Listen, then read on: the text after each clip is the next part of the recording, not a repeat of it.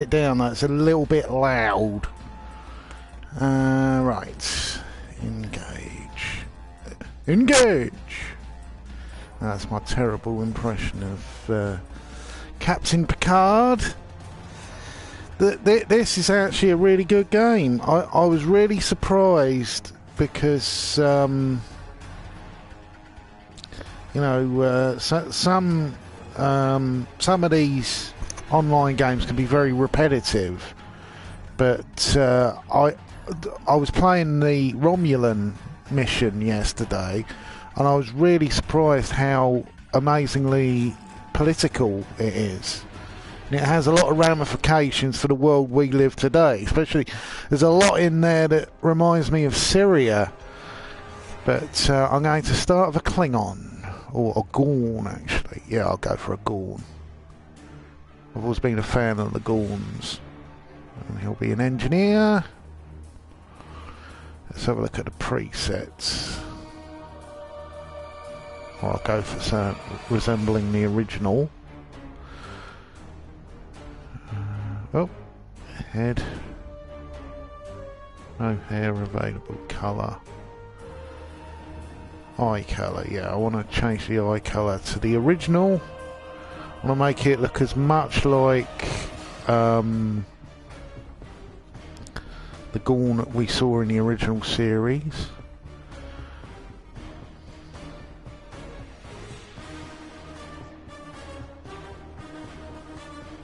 So I'll go for a nice boogie green.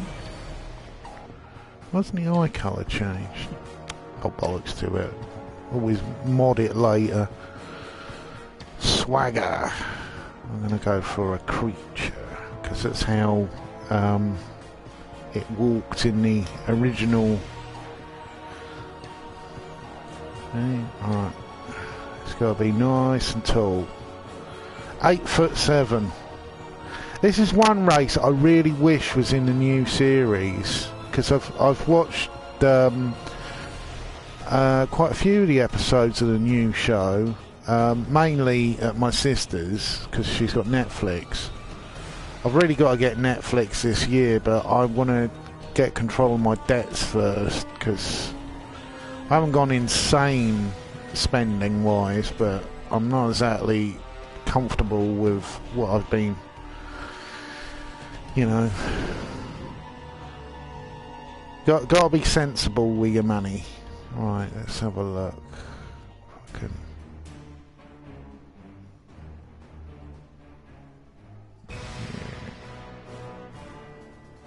Yeah, like that. Klingon. Bagel.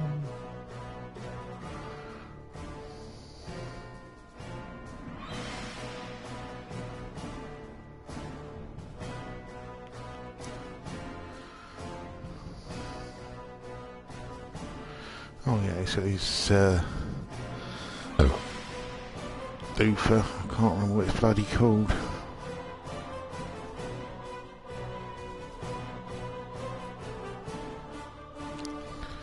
Baldric. It's Baldric. Because Worf wears one in Next Generation.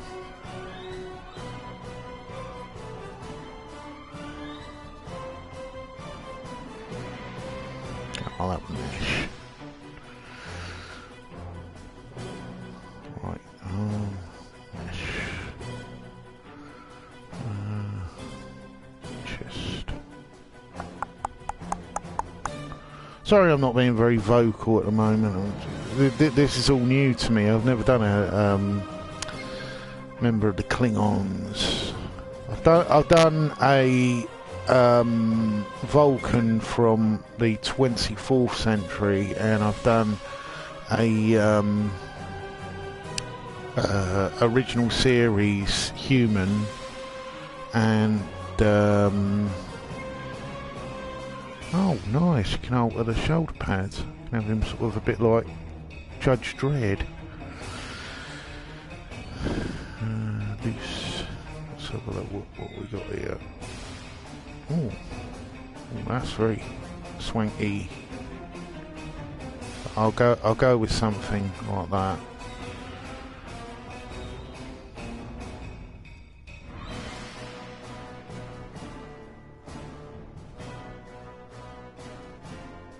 Oh, it's chainmail. Oh, I'll go with patches.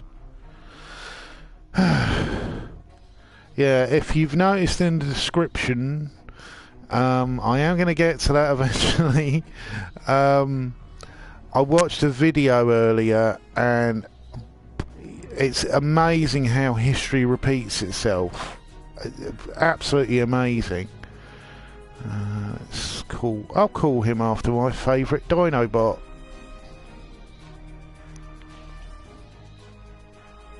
Snow.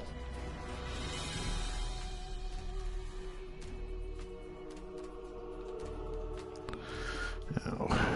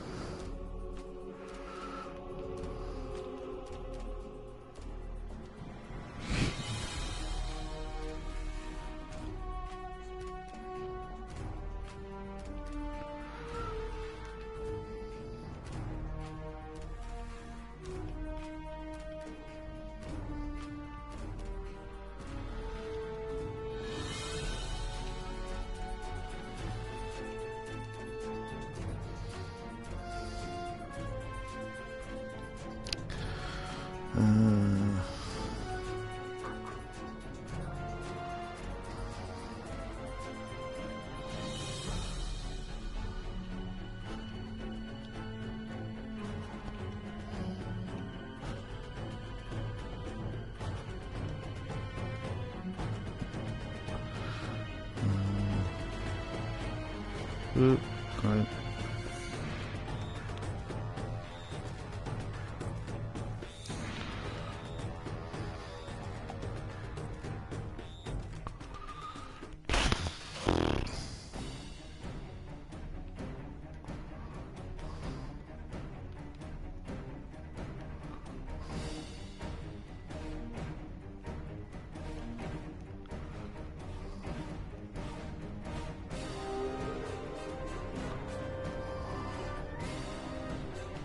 There we go. Right. Let's think. Something... Oh, I know.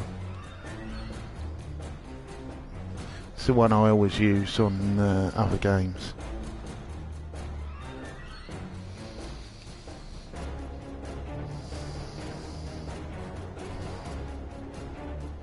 Because on...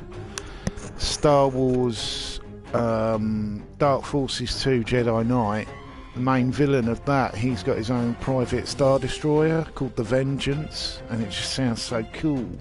Prepare the Vengeance for hyperspace. Yeah, in the description, I watched an Irate Bear video earlier, and I was pretty much amazed that the claims. So I decided, you know, I follow him on Twitter.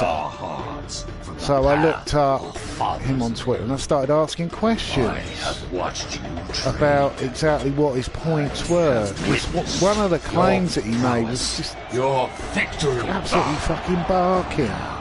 He claims that Carl Benjamin, Sargon of Akkad, who is starting his own new movement, which I'm highly sceptical of. And remember the call of our he has completely destroyed the cancer of feminism. And he said, just look in the search bar, and I went, oh well, he must mean a search bar on Google or something like that. So I looked on Google. No anti-feminist stories. You've got to really sort of hunt around for anti-feminists. So I asked him about that. He said, oh well, no, I meant on YouTube. And I said, well, is that actually a fresh view? It's a bit loud still. Is that a fresh view? Because the thing with the analytics system on YouTube is if I say I've watched loads and loads of conservative ponage videos. Press the X button to talk with them. Sir, we are nearing the end of the shift. I have logged the watch into the duty logs. I recommend approving them and the records of battle before Captain Gerlach arrives. Because Yes, the bots on the Everything awaiting your YouTube approval will is on actually the look for console to the right of the main videos view screen. that you've watched that one, so you'll like to watch this one. So I said, well, did you have a fresh look, you know, because I went on videos on Google, because that way it's a system that runs with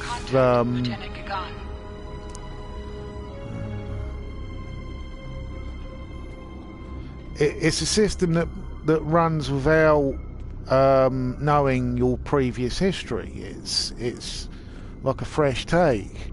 So I did that, and I see the logs are updated and approved.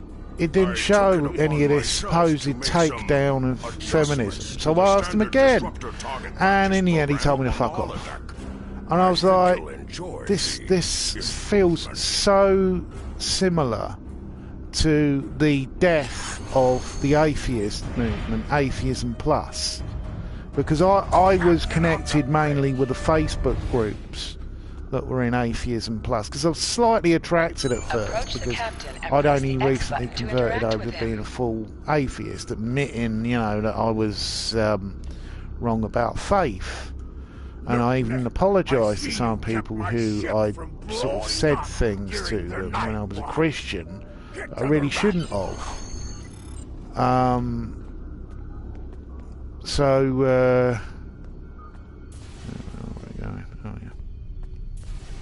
It's very light and clean for a Klingon ship, but, you know, I'm a bit forgiving. This is supposed to be like post the events of that horrible first reboot of Star Trek. Fortunately, it's not set in that universe at all, which I was so great. I was a bit, initially I was a bit, oh, is it going to be bad? Is it going to be bad? And then I got round to it, watching it, and playing the game. I was like, oh god, thank fuck. Thank fuck, this isn't fucking that bloody dog shit. Well, it's funny that the third Star Trek movie, Star Trek Beyond, I really liked, because I think they had the right director and the actors seemed a lot more relaxed and playfully funny. It didn't feel scripted.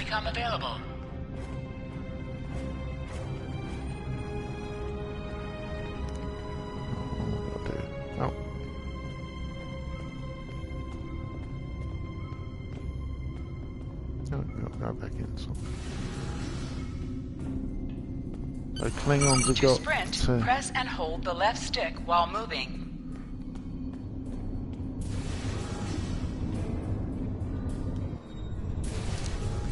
Yes. The whole Atheism Plus movement died on its arse because people wouldn't answer questions. And, you know, if you've converted to atheism, you're gonna want to ask some fucking big questions, because you know, you have you've given up God. You're gonna ask some fucking questions of people who aren't gonna, if they're not gonna respond to you, then, you know, that's not atheism. That's just as bad as organised religion, because they never answer questions.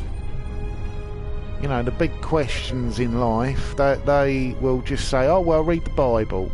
You'll be okay, read the Bible. And I'm like, yeah, but that's not really an answer, is it?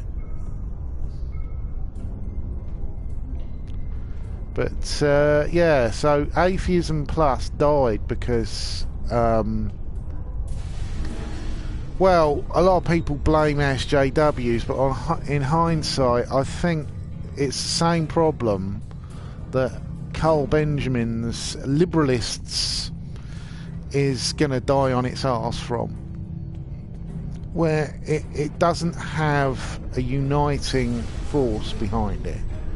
You know, you can have a group who don't like a certain thing, but unless those people are united in their hatred of something to the point that they have come up with an alternative, then the whole thing will fall to pieces. This is what happened with Atheism Plus. People started doxing each other, people started threatening each other, and it just turned into such a whoa! Yeah, in this timeline, the Federation and Klingons are at war with each other. So I better get to the bridge because I think probably they're all dead up there. But, sometimes missions specialized to your career class are available. oh.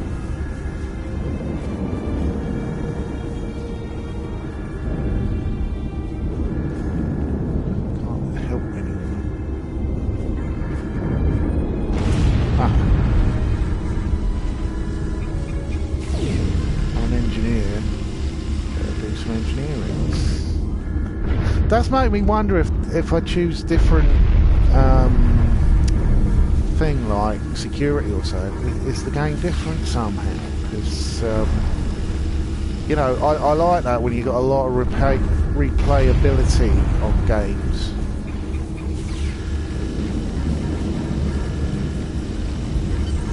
Confirm, you're alive. This is First Officer Duran, and here's the situation. We took custody of a Federation prisoner from the IKS Sigma almost immediately after transport. A Starfleet cruiser showed up and attacked.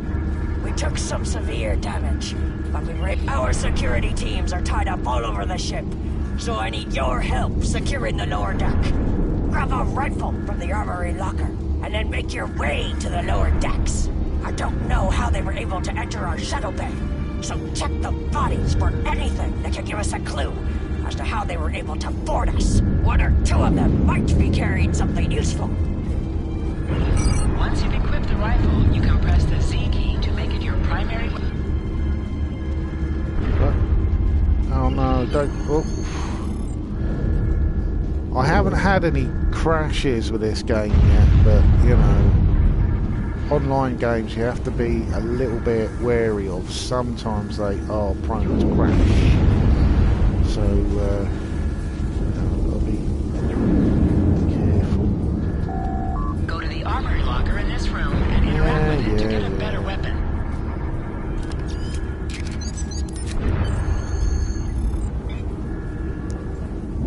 Captain. This is your character. This is your character. Select the items in the list you wish to equip and devices. You can also select any item slot with your captain, and the equip window will show all available items that can be used in that slot.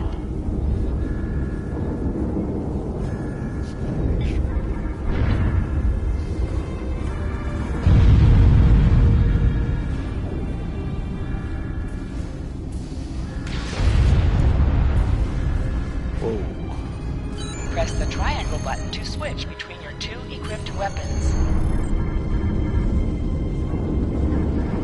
Oh, my crewmates are all dead. Enemy targets. Take this, come on! To drop items. An item has dropped for you. Move toward the item to automatically loot it.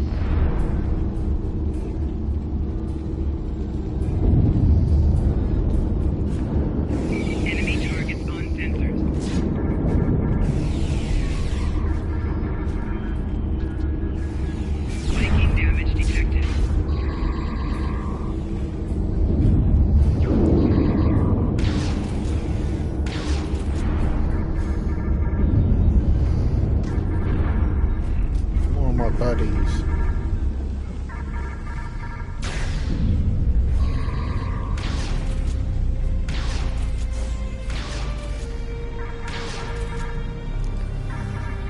It's funny, the Federation aren't all humans, but they seem to have humans on board at the moment.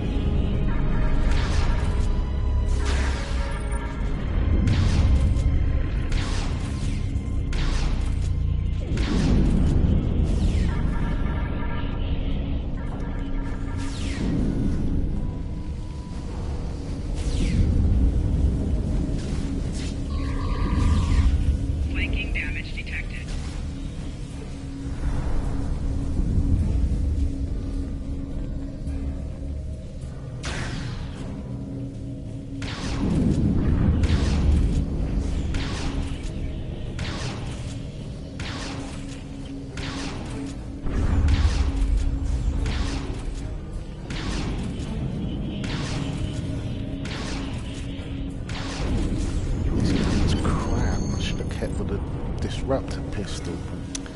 I don't know. Hindsight is 2020. Yeah, so Carl Benjamin has created this movement which that is he's called it the liberalists. You recovered that because I think he realises that, you know, he's got such a shit fan base made up of you know, well, that bloke in the Minneapolis thing, he said they were deplorables. You know, these blokes were cheering, sort of saying stuff about rape, and I was like, and if my hunch is correct, glad I jumped ship from that movement. By saving his own But hide in the process. yeah, that you know, they're really creepy shit. It's my business to know things.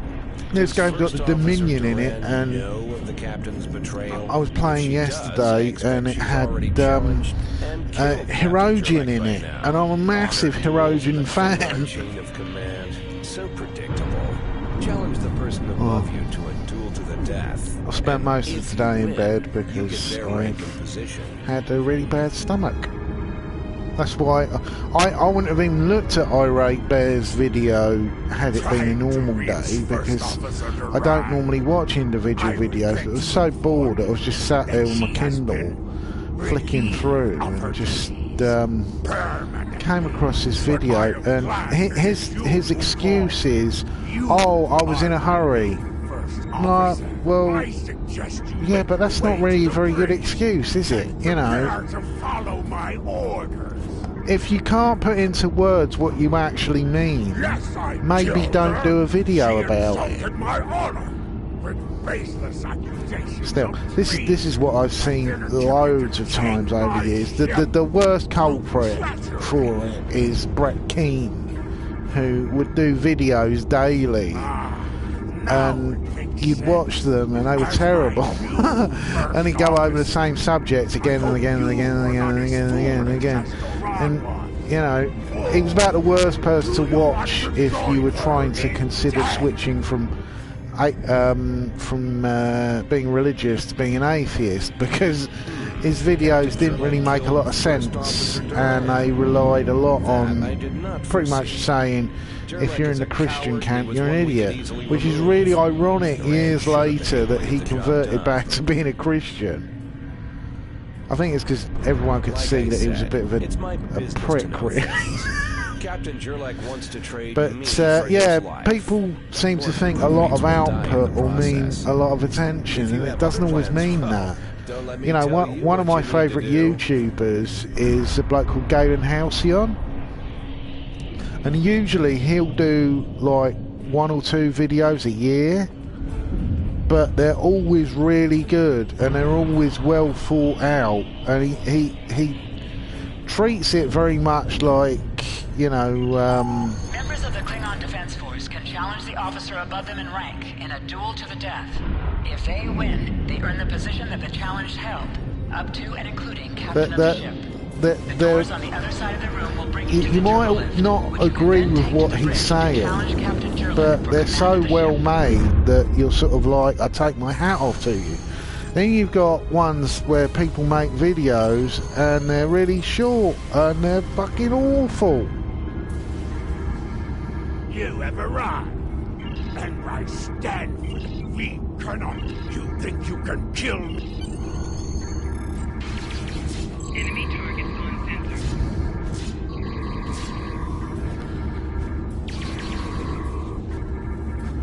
sensor. Come here, you little pipsqueak. Flanking damage detected.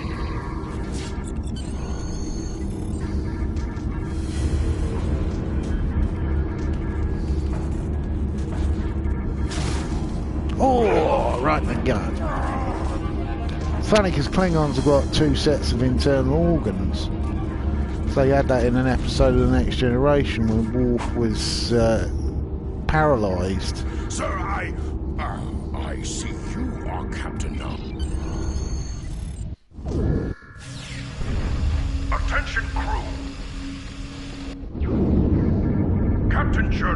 and First Officer Oh, hello. Doran are dead. Sheena Ryan. The former second officer is now in command of the ship by right of combat. I am now the first officer. The captain has ordered us to prepare Real pirate the ship. for combat. I'm always a fan of Going after the Federation the dogs who dared board our ship. Klingons. Even the original series Klingons, I'm always been a big fan of. You know, Trial and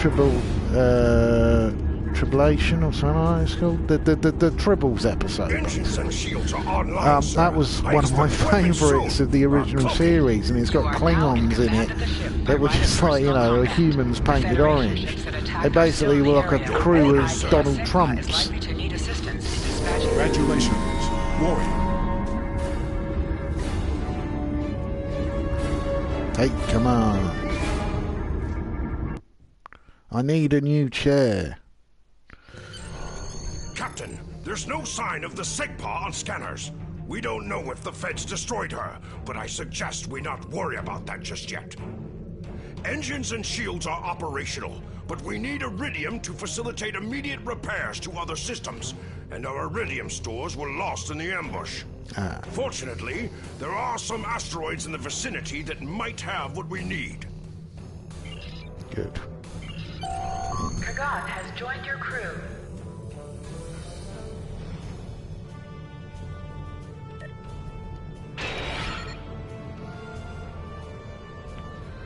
Right, let's get moving.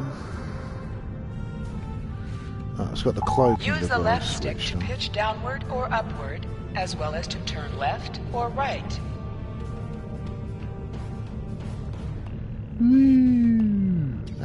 That is one sexy looking ship. My favourite Klingons actually were in the third Star Trek movie, The Search for Spock. You know, General... Oh, Colonel Krug. That was his name. And it was Doc Brown from Back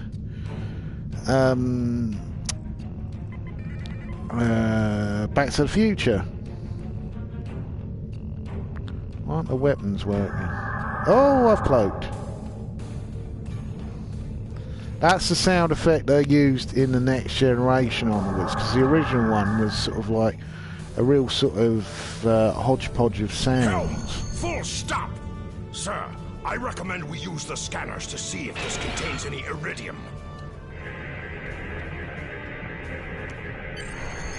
This asteroid contains no iridium, but there is that nearby field that might prove better. Oddly, the original script for The Search for Spock, Use your mini-map it had or press the touchpad button to see where your next objective is.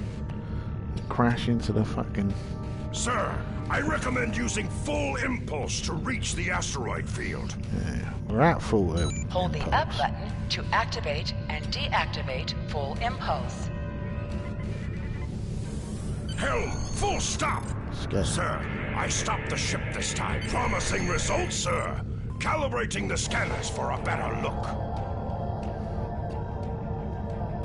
Found several asteroids that contain iridium, Captain. Weapons are back online. Press the R2 button to fire energy weapons. Ka! We found some iridium.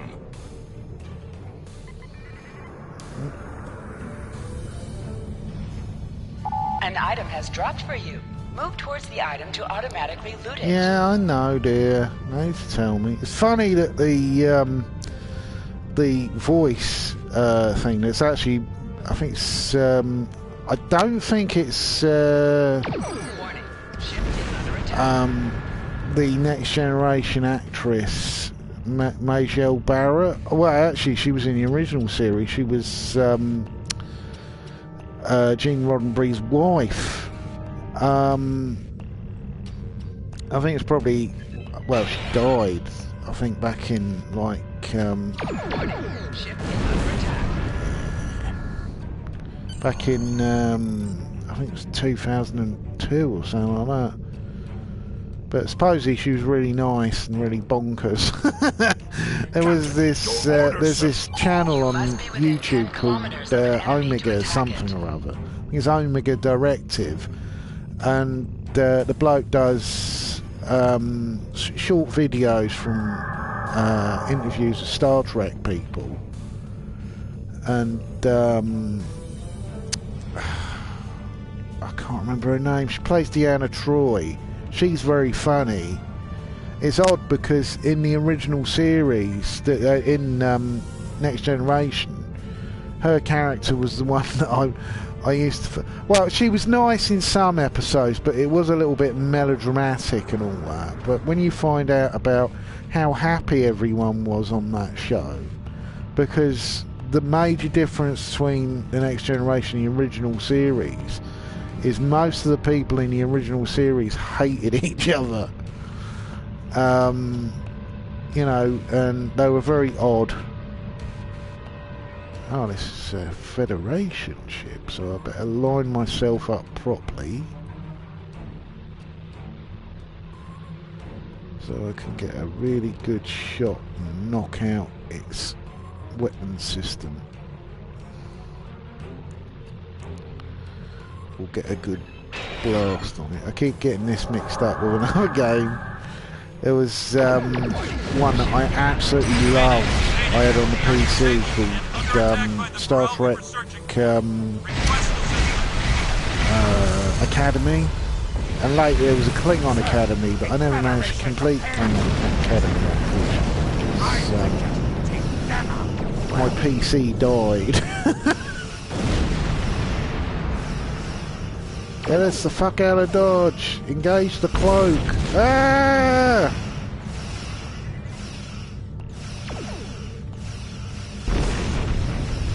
Whoop, whoop, whoop, whoop.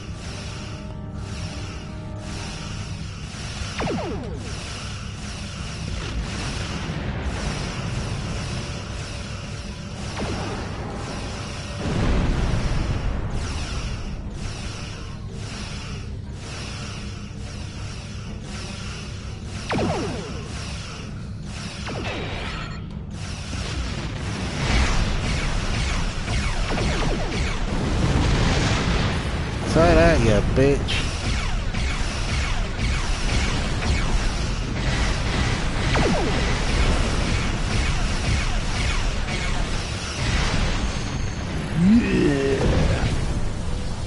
Captain, the science officer has determined we are unable to find the SEGPA because the feds are jamming our sensors. Your order, sir. You can cloak to improve your damage. You cannot cloak in combat, and you must decloak before you can attack. After decloaking... Well, that's stupid. You can't cloak in combat. I did that with my Romulan ship the other day. Still haven't got a D Deridex class, so... You cannot fire until you deactivate your cloaking device. Yes, I know, dear. I know. I am a Star Trek fan. Warning. Ship is under attack. Target shield has failed. Take that, oh birth class. Oh no, it's not an birth. It's a bloody... it's the one from the new show. It's weird because it being used in the 24th century, it'd be like them using the Enterprise, the NX Enterprise still. Even though I think you can actually play with the NX. I've got to start another campaign as a human being. Or maybe even a beta. Oh no, actually you tell a lie. I might start as a Vulcan because of my Federation character already is a Trill. Because I was always a fan of Trills. My favourite being Ezri Dax from the last season Sir, of the Federation ship is hailing us. This is the Federation ship USS Musashi hailing incoming Klingon vessel. Captain Jurlek, what are you... Wait. Where is Captain Jurlek? Well then, I assume you realize how outgunned you are? I'll cut you the same deal I had with Jurlek. Give us your prisoner, and we'll let you escape. And live to fight another day. Your order, sir! You're making a huge mistake. Engage the cloak, so we can get nice and close to him.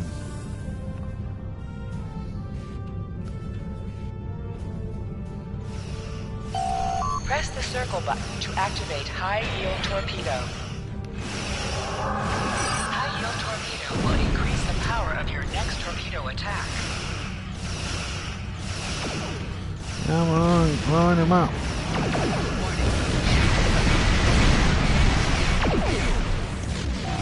Rear shield failing. Right shield failing. Target shield have failed. Sir, Klingon Defense Force reinforcements are moving in. Right behind him.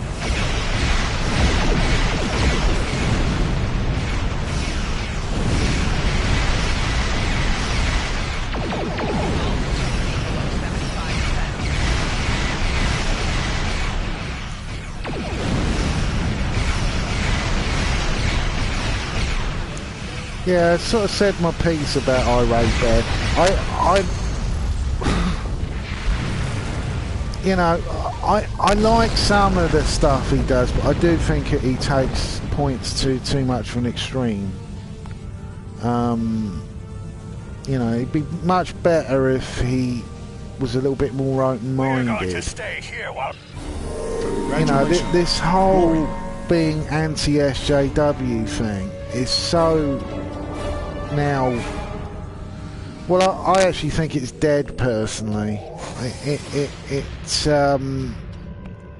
know, now you've got conservatism running all the show. You can't blame the left wing and Kronos Homeworld, because one of their main sequence stars destroyed itself.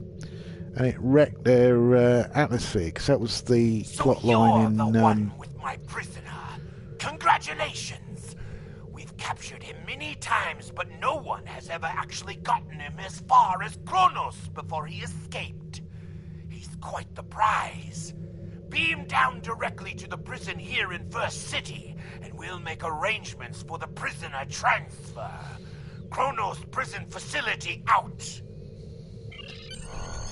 Yeah, it's a little bit more clear in the book exactly what they meant with the what they call it, the environmental changes. The environmental changes mainly in the story were, you know, the one delivering my prisoner? all of the pieces of a moon colliding with a planet is going to fuck up that planet.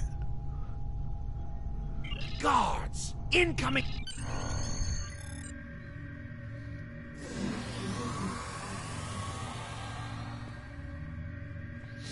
Yeah, the Founders are in this game as well, the Changelings, and I've already come across Species 8472, which I was really surprised. I thought it was a Founder that, you know, I was dealing with, but it wasn't. It was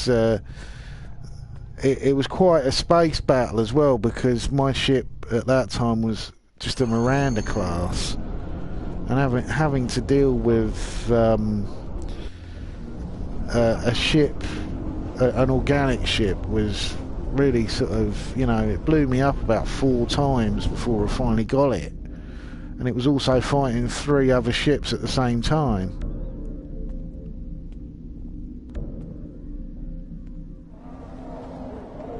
It's funny, this game does look, actually, this stuff looks very much like the Star Trek Klingon game on the PC. I see. Well, this is an unusual circumstance. and High Command wishes to clean things. Press the Options button and open your inventory under the Ship and Crew heading. Select the batleth in your inventory to equip it. Press the triangle button to switch between it and your disruptor.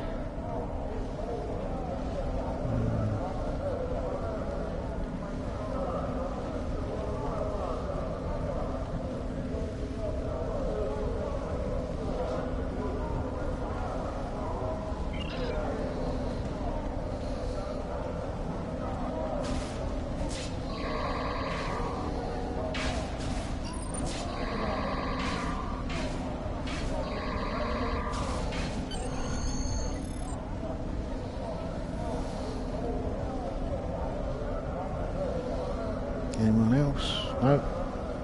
That was pretty easy. Oh, it's an Orion. Oh, great. I like their women. Melee weapons have a chance to expose with each strike. In addition, they are able to perform exploits as well as other effects. One of my favourite episodes of to do so. of Enterprise actually had Orions in it. Orion women. And you know, they were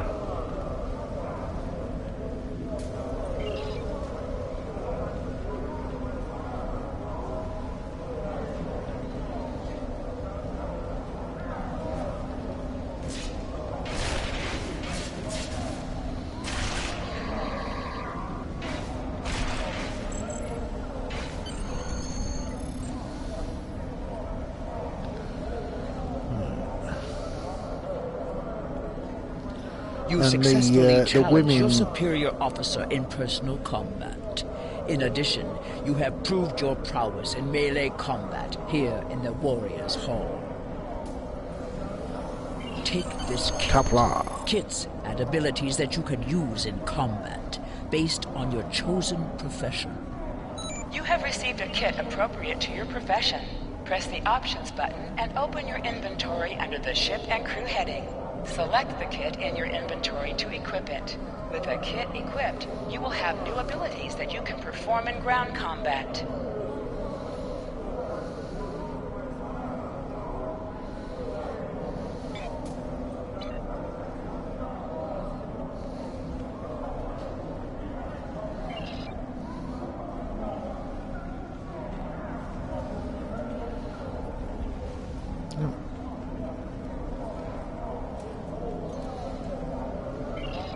Oh, great, I can bugger off then. I want a D7. I don't want a bloody bird of prey. I like the bird of prey, but I got completely off topic. Originally, Star Trek The Search for Spock, the villains weren't going to be the Klingons. Originally, they were going to be the Romulans. That's why the birds of prey were renamed warbirds in the Next Generation.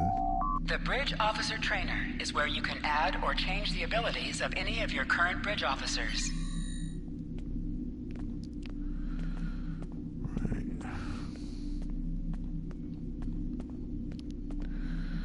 Because originally the main villain of the Federation were the Romulans, and weren't the Klingons. The Klingons were like sort of just a sort of bunch of pirates, but Earth and the original Roddenberry Star Trek, the Klingons were very much sort of just like the Cubans. That they weren't this big and powerful. Oh, there you go. There's a Orion. No injuries. Right.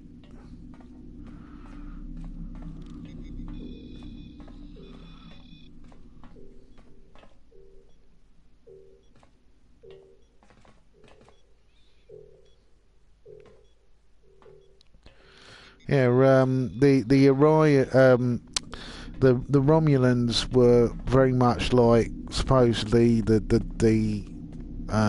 Chinese What am I doing?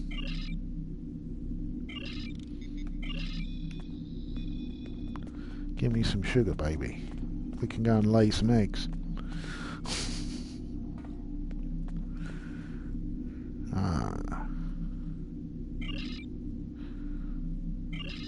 That's a Narsicon, that's not a Klingon. They are similar, and supposedly it's theorised that they may have been from a sort of similar offshoot race, but I've got to fuck around with a bloody... let's have a look. Store, no. Ship inventory. There we go. I have no dilithium. Bagger. Oh, that's alright. Let's have a look at my ship.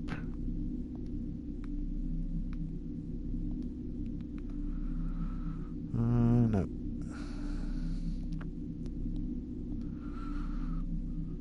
Something a little bit more powerful. No devices. Got to do more missions, I think.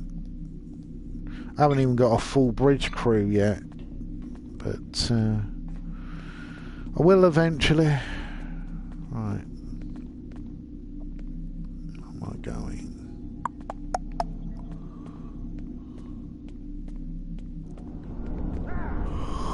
Ooh.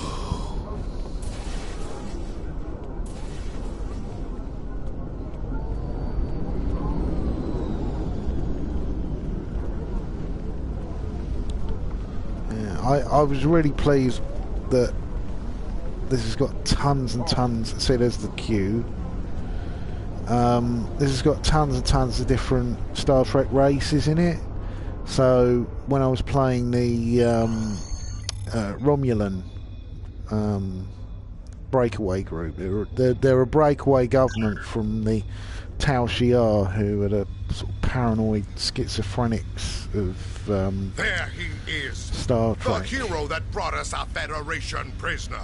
Because in this universe, the events at the beginning of the first by right of personal of these tested by Kelden and proven in the Warriors timeline, you have done well to start your career.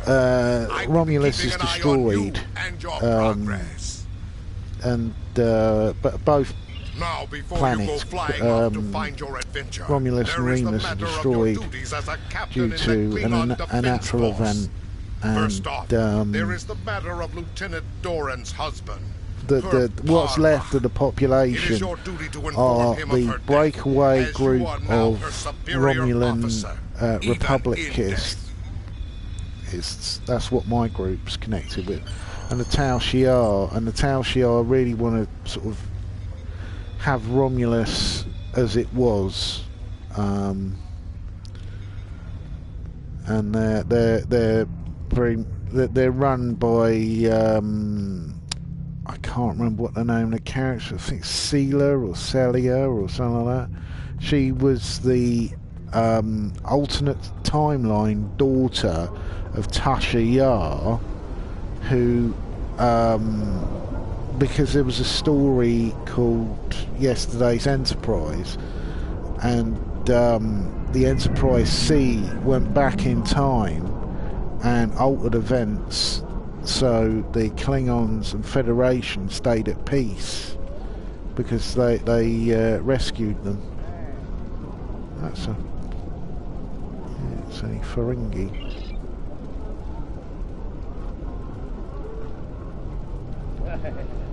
Oh, it's a businesswoman. So that's a in Star Trek joke there, because the women in Ferengi culture are sort of... Greetings. I am Tharm, a fully certified banker and financial investor. What, Chagrin? Oh, right. He's one of the maintenance engineers. And Ferengi aren't to be trusted. They're not considered honourable people. They're I haven't got an account. They're basically just obsessed with generating wealth. They're like the American right wing. I don't like them. But, you know, oh. Shh. Nausicaan smugglers. They must have known I was all alone in here. Ambushed me. They're pirates, robbing the exchange. Let's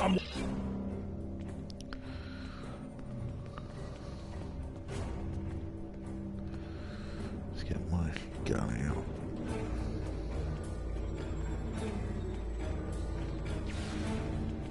Enemy targets on sensor.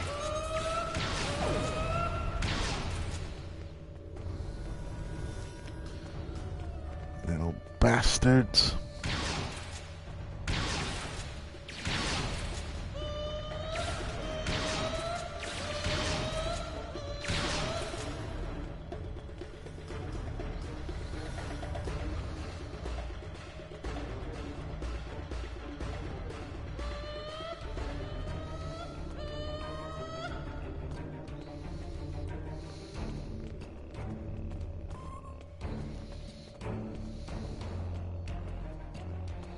Where are they?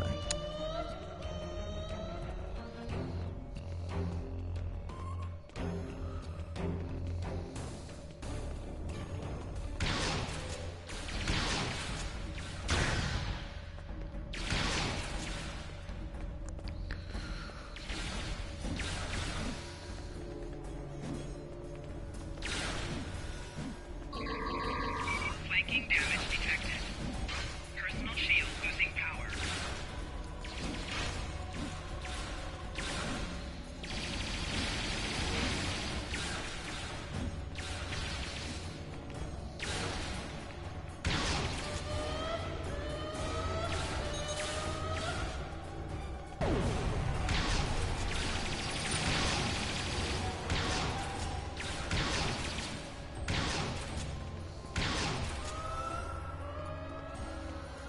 All of them.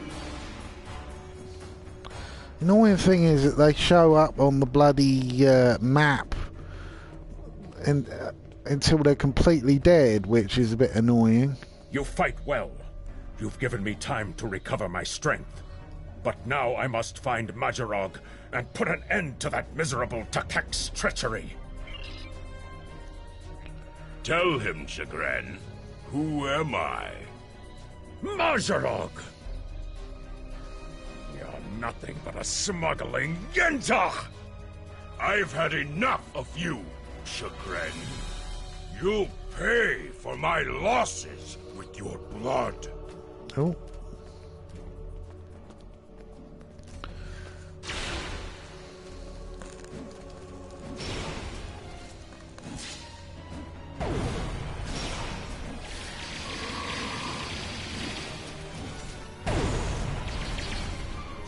Personal shield losing power.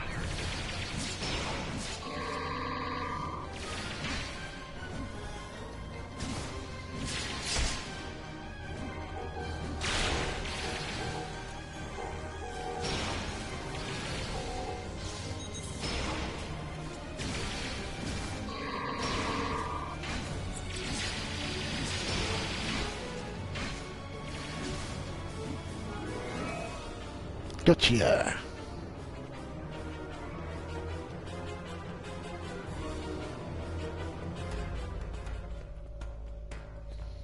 You said you had something to tell me.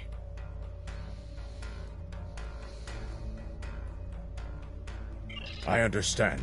She was a true warrior. Tell me, exactly how did she die? It is good you were able to avenge her death, but she failed. I will not have Doran denied entrance to Stovokor because she died at the hands of a traitor. If you would have me, I would join your crew and fight by your side in her name. My Congratulations, Lieutenant. Aha! Right, we've got some cash now. See how my crew's doing. Let's have a look at my ship.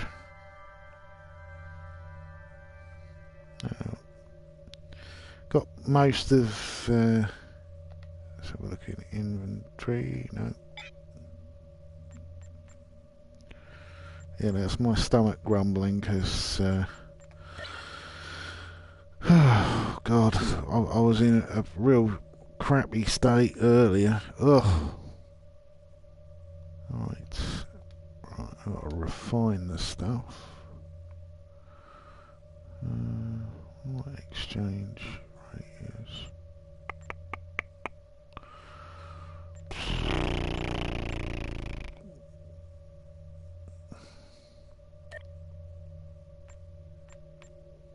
I'll do that later. You can buy stuff with raw dilithium anyway. Oh.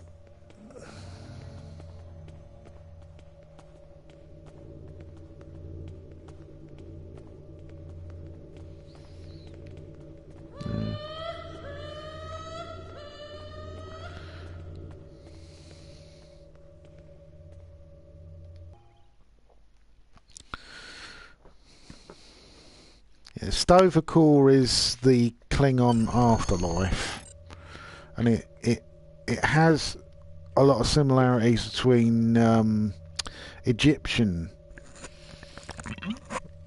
and Norsean afterlife. You know, very much the actions of your life will affect you when you're dead. So if you're a complete piece of shit in your in life, then you will be a complete you'll basically live in the shitty sort of realm. I don't know what that is.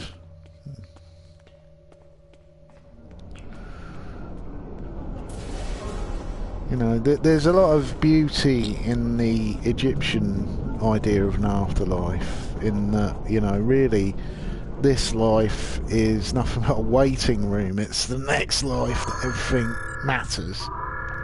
Oh, my bum. Ugh.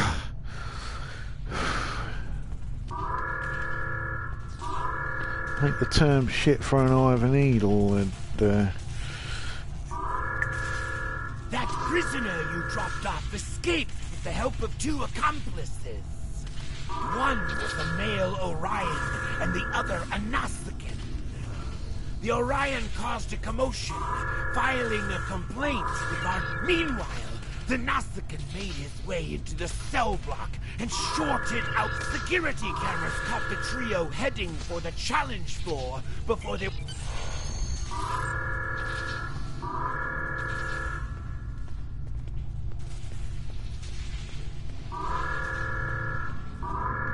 Oh, I can't get out that way.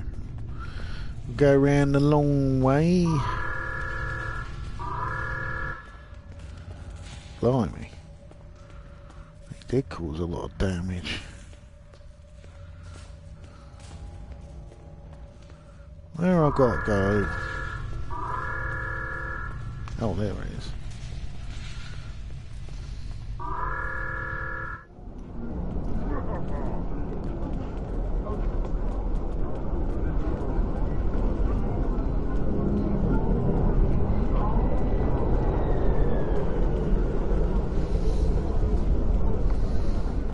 One of the most interesting things about the Gorn, though, is at some point I'm going to do a sit down and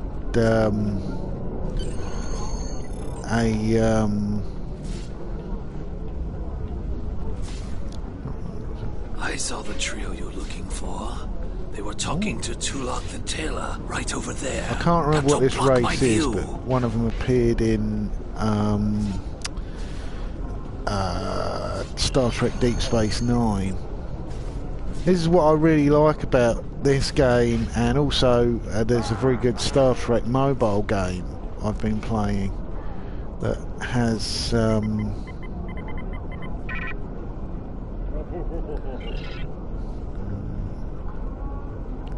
in the inbox. The stranger with the Orion and Nausicaa. Yes, they were just here. They made a quick purchase and then made their way to the western slums. Garad hangs out over there. You should speak to him. Taluk is a tailor, and you can visit him at any time to alter the appearance of your character and your bridge officers. Whoa! That bloke's bigger than me! I think it's probably because I'm crouching though, because my stance is very much like the original series.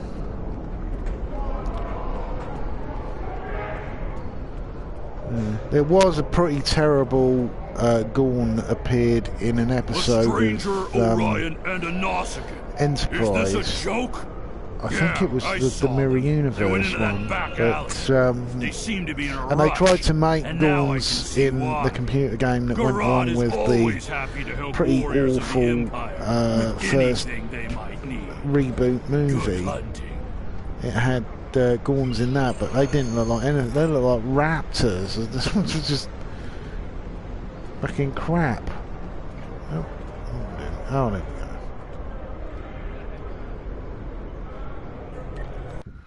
Weddy.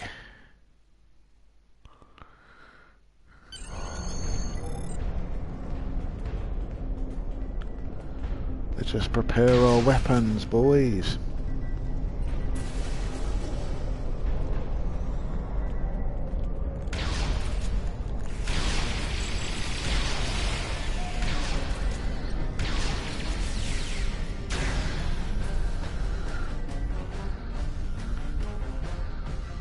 Humans.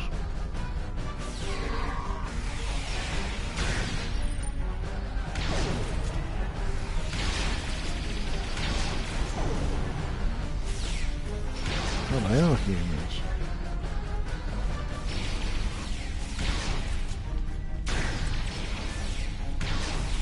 Personal shield losing power.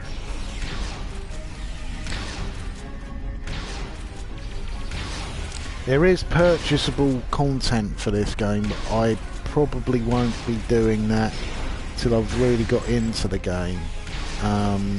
Much like what I did with DC Universe Online. I try and avoid paying out unless I really like the game.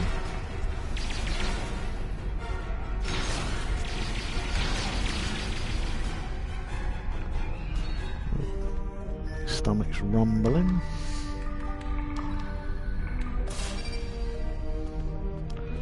That's quite a nice soundtrack as well, this game, that I was quite surprised about, because some games will just reuse the same music from the show.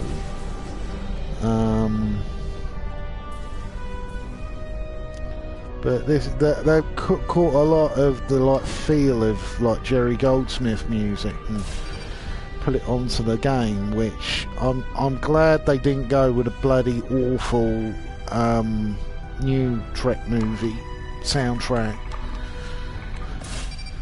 Some of this new show, that's one of the areas I'm a bit about. That, and I think it's way too dark. You're too late. You may have defused the bombs, but your quarry is long gone.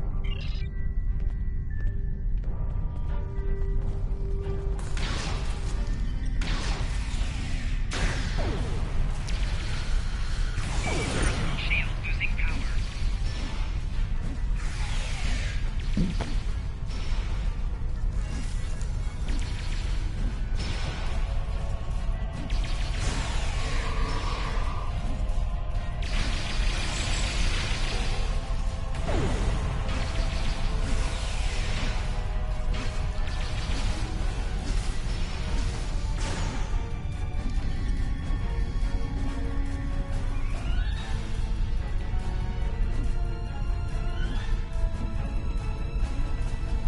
Oh, thank you.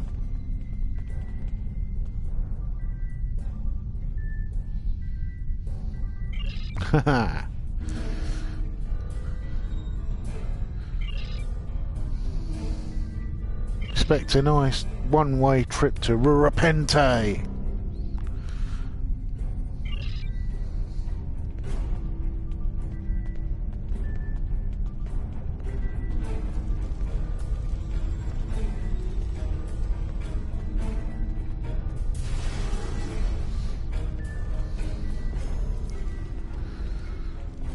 Let's have a look around.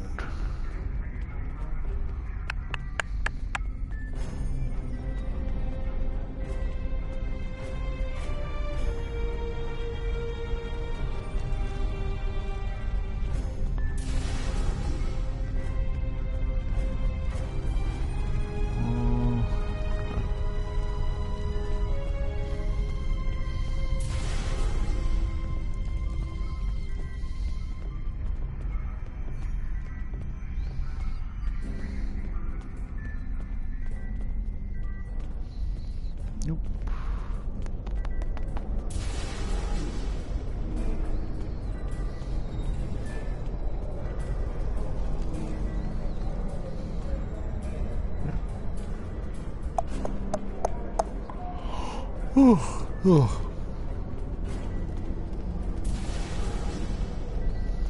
Yeah, I was playing this till 7 o'clock this morning, and then I was asleep, and I just woke up and I felt really you know, I kept burping, and it was, you know, it smelled like sort of rotten eggs.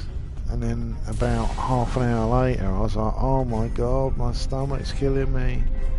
So I took a bit of kaolin and morphine, and then I went to the toilet, because I thought, oh, am I constipated or something? And, no, I had the screaming shits. And I've had the screaming shits all day, and I really wanted to go out today because I've been working for 7 days, but nope. I don't know what I ate that caused it, but I'm so ill.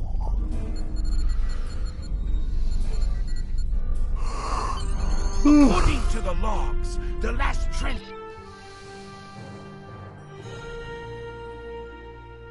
See, this is wrong as well. It shouldn't have L-cars for Klingons. It should have the Klingon system. I can't even remember what it's called. I think it was something like Imperial Basic.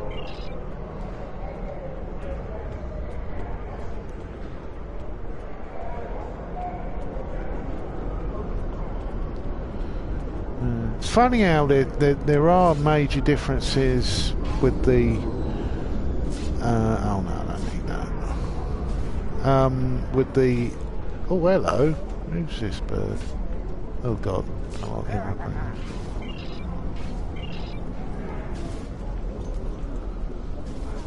yeah, the original series Klingons, they were a little bit violent, but they weren't...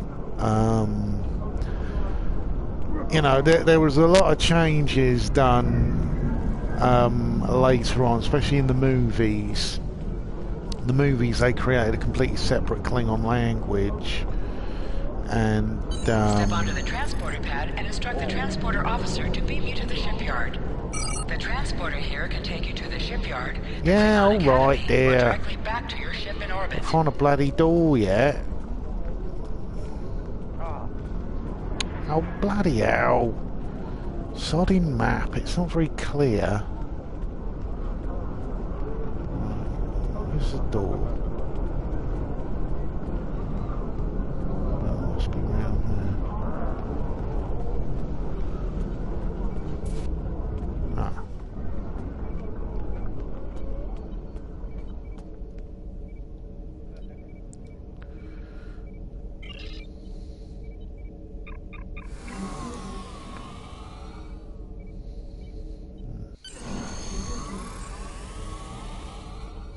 Oh, hello. Big dark. Oh, I do like the Orion slave girls. There was an Enterprise episode that had them, and the big misnomer was that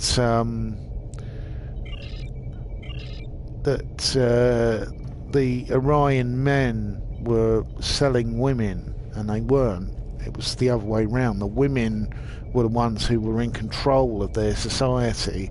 They did it because they could control the men using pheromones. Let's have a look what models we got.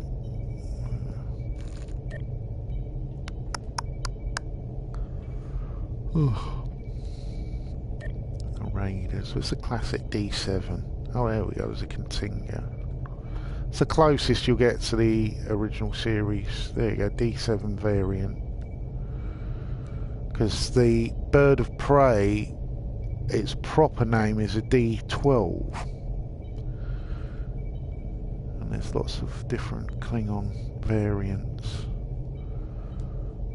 The ones in the new show, I'm not really that... They don't really appeal to me very much. They do look a bit shit, frankly. Dyson.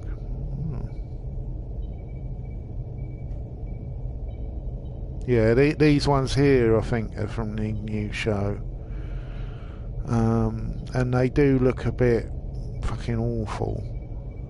Navarre. It's from that they were in Deep Space Nine.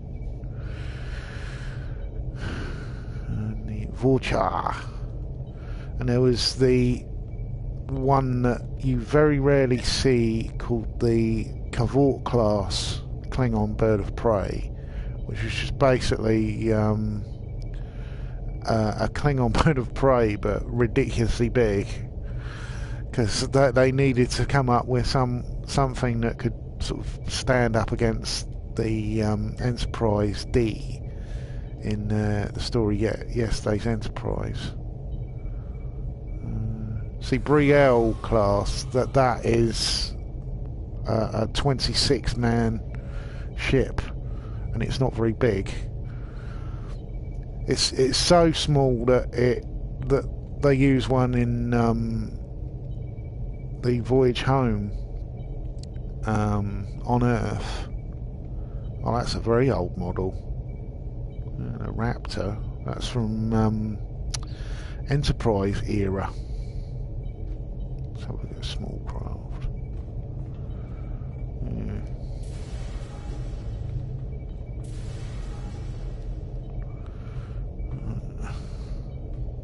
Because they had ships similar to the Bird of Prey in You interested in Enterprise. buying a slightly used ship? It was a D3 model, but it wasn't very good. Oh, it was yeah. a bit shit. And its weapons and sensors are all pointing forwards. It didn't have an aft torpedo bay. And the very last episode of season 2, there you go, that's a Narsicon.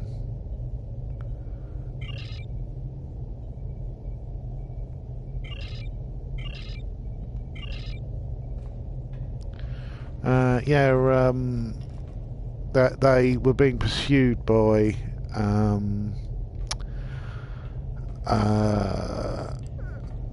Duras' his ancestor from the Next Generation.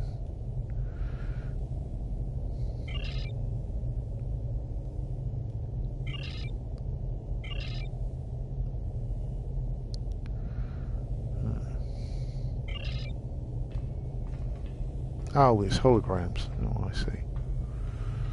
Anyway, swing.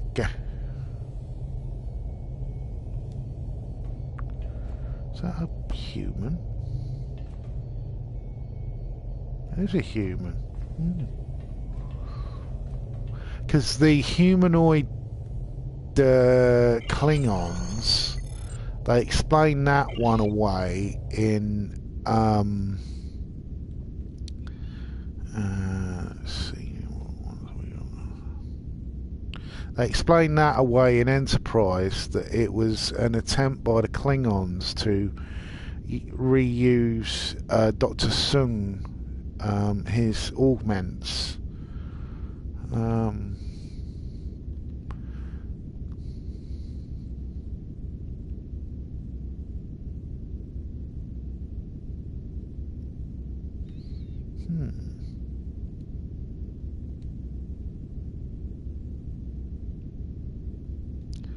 Yeah, his augments that were like Khan Newland Singh. They were like superhumans. They were genetically engineered human beings who had they were stronger, they were faster, you know, they had higher brain power. You know, they were basically the Superman idea that the Nazis were trying to do.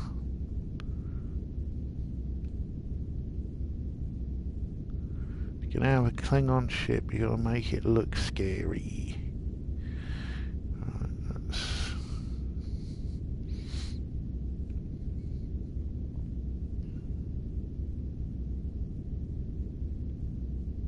Right, I'll go with that.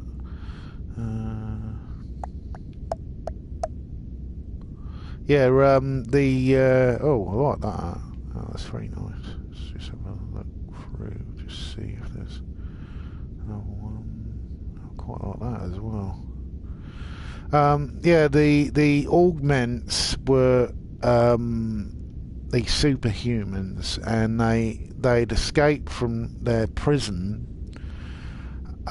because, you know, they were part of the reason why there was World War III on Earth, because the governments couldn't control the augments because they were too powerful, and they imprisoned them on I think a space station, and some Klingons accidentally went there thinking, you know, we'll ransack the place, and they got their asses handed to them by the augments.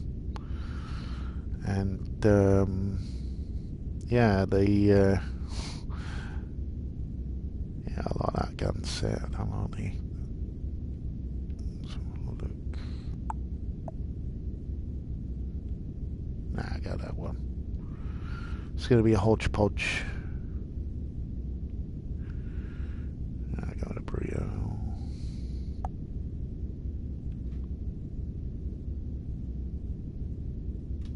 I go with Brio again. Yeah, the Klingons began experimenting with augment DNA, and it became a virus. It started killing them, which wasn't good. That one. Save changes. Okay, and exit. And they kidnapped Dr. Phlox, who was the doctor on the Enterprise, and because he'd worked with human beings, he understood human beings' biology, and they were trying to find a cure. So the cure was that the augmented DNA had to be fully channeled into the Klingons, and it made them appear to be I'm disappointed he was able to get off Kronos, but not surprised. He is a slippery one. Do what you need to do to bring him back. You have his warp trail, so I begin with that. Congratulations, Lieutenant.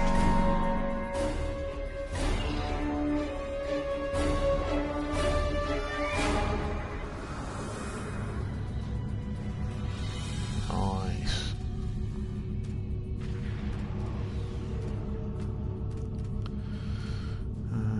Spatial sector. No. Need to leave.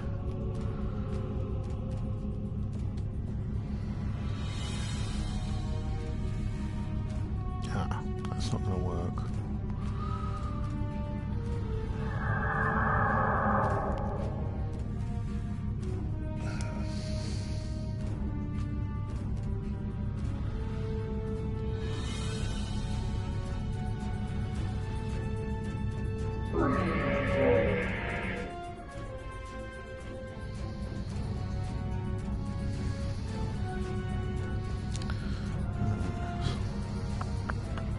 Don't know what I'm supposed to do now.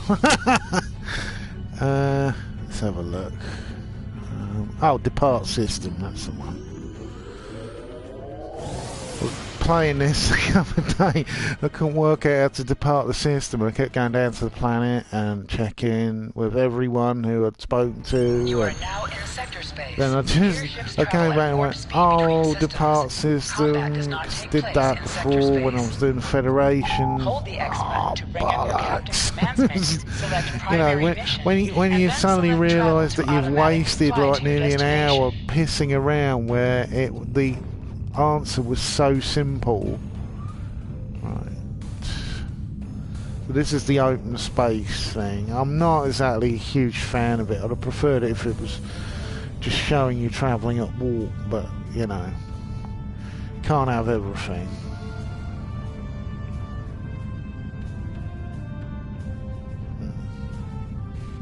And the galactic map's quite big, see? And this isn't the full galactic map. The more of it's exposed, the further you get into the game. Because my Romulan team, there's a way of getting to the Gamma Quadrant and the Delta Quadrant.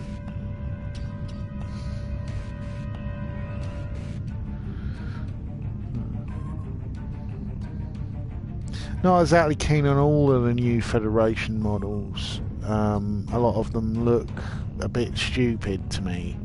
They seem to be all saucer section and no engines. But, you know, I can understand that, you know, it's just a game and all that. There were some really wacky models of Federation ship in one of the PC games called Dominion War. And it had one called the Achilles class, and it was like a cross between Voyager and the Defiant, and it had all these wonderful weapons all over the thing. But if you just played it as a On game, the front lines of the Klingon out the Federation box, War, the Achilles brave class won't captains work from both properly. sides battled to And it's defend because you have to their download homes a patch and for gain it. advantages for their faction. Each death has meaning. Every victory can turn the tide. These are the conflicts that will determine the fate of the quadrant. I'm glad I'm not at work today. Ugh. So cold last night. You know, I'm sure there must be a law saying that if someone is in such cold conditions that they their skin's actually hurting, that they shouldn't be outside. Because my company has some really weird ideas about... Well, it's one company now. The company I work for and the company down at Reading are the same company, but they keep the managements separate. I'm like, well, why can't I use their poxy staff room then, if I work for them? And I get the same stupid answer, oh, it's security. Yeah, like I'm a member of Al Qaeda. I've just been working for the railway since 1999. Fuck wits.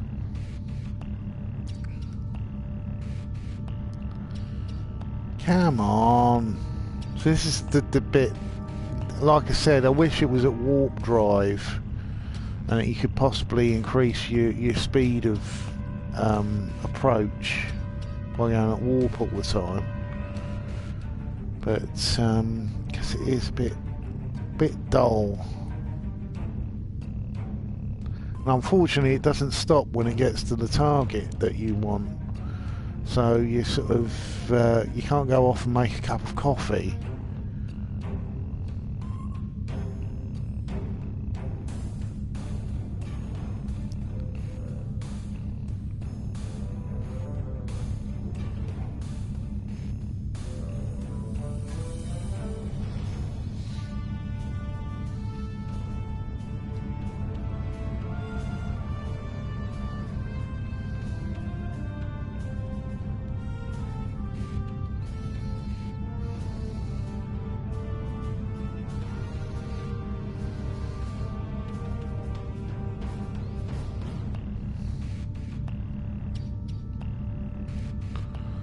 If the map was like just an astrometrics map, I think it would be probably a bit better.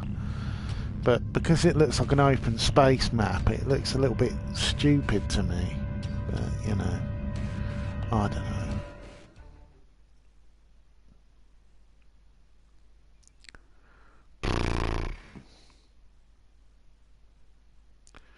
Yeah, I watched Sargon of Akkad's, or Carl Benjamin, as people should call him.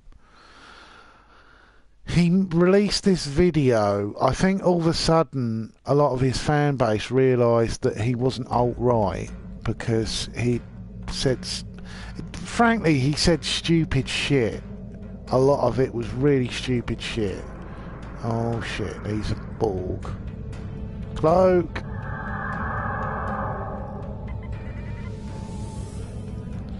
Yeah, he said a lot of stupid shit to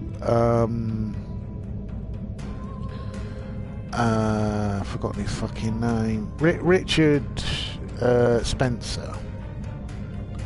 He made himself look pretty dumb because and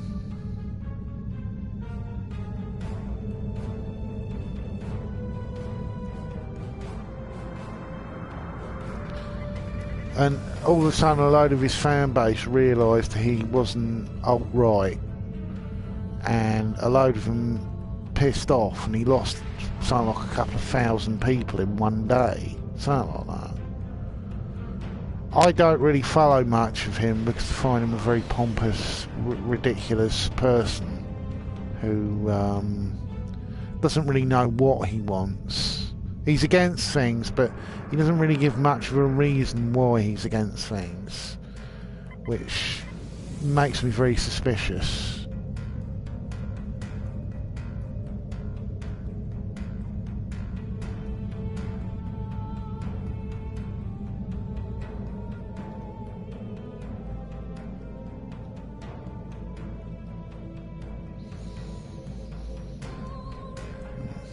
What am I supposed to do then? Scan Borg encrypted nodes. Fuck it, let's just attack some of these bastards.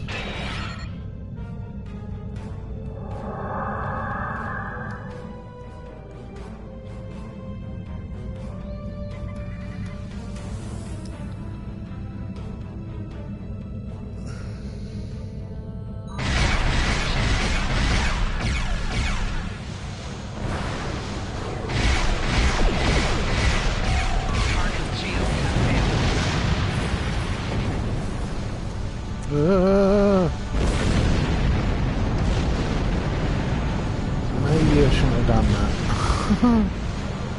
Rear shields failing. Fuck.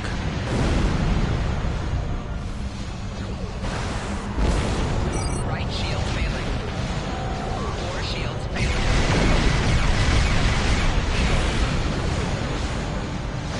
Come on, give me a shot.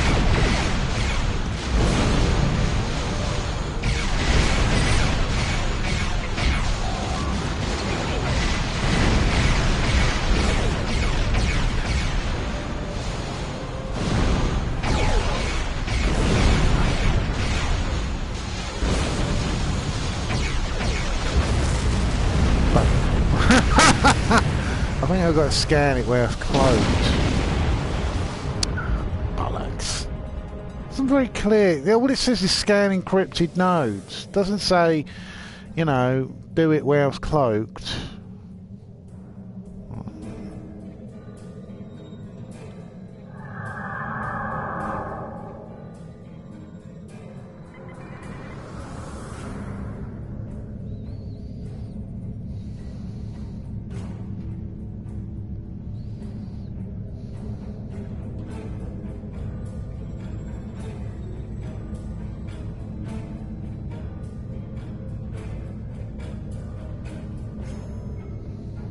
Why would anyone come to a Borg system?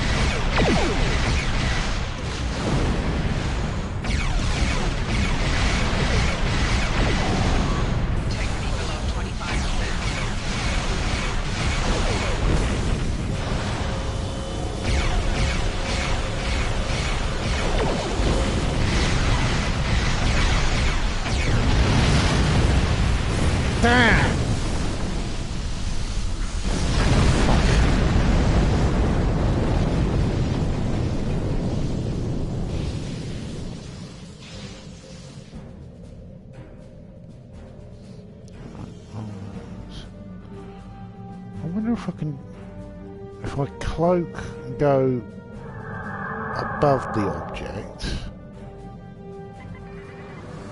and then decloak with the object between me and, oh gosh, I just had a heart attack.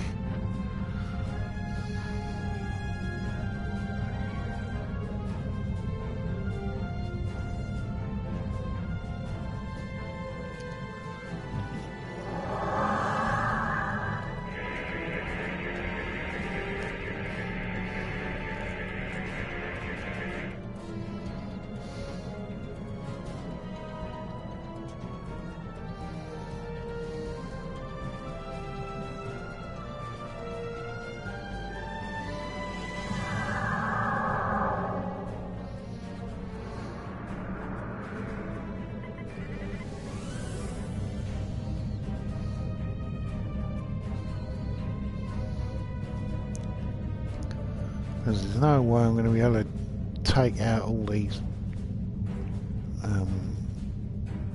Borg on my own. Not a chance.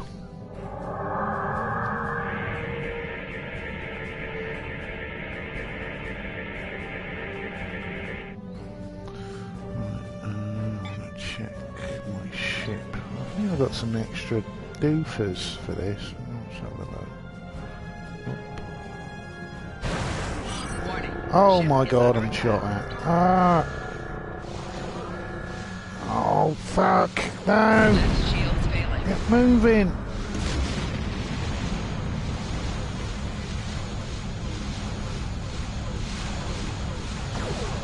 Bollocks! Rear shields failing.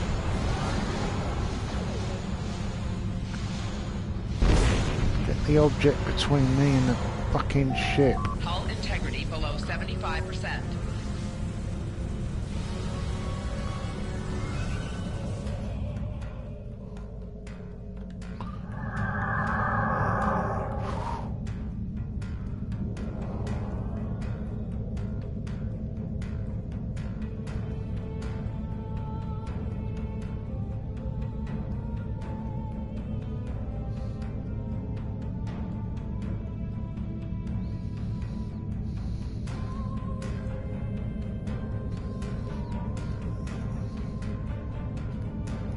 Oh, stop.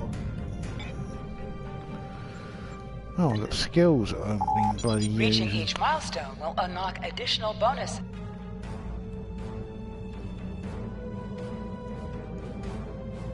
No.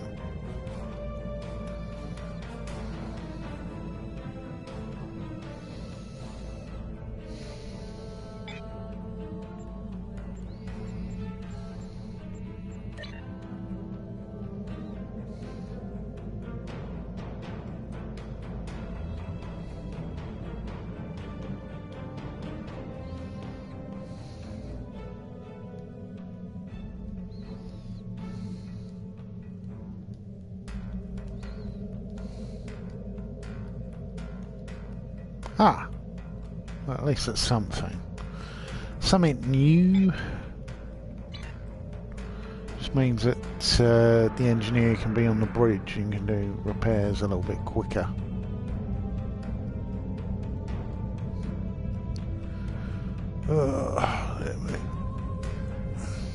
Because most of the Star Trek ships, you can actually pilot the whole ship from the engineering section.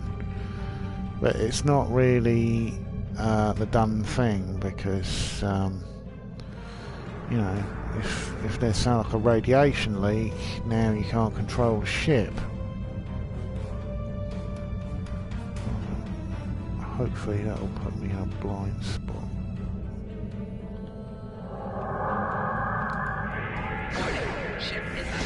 Shit.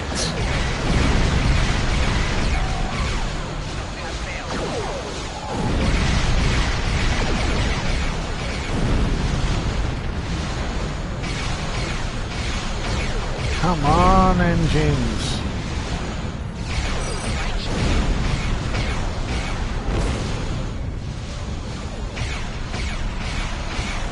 Hull integrity below 75%.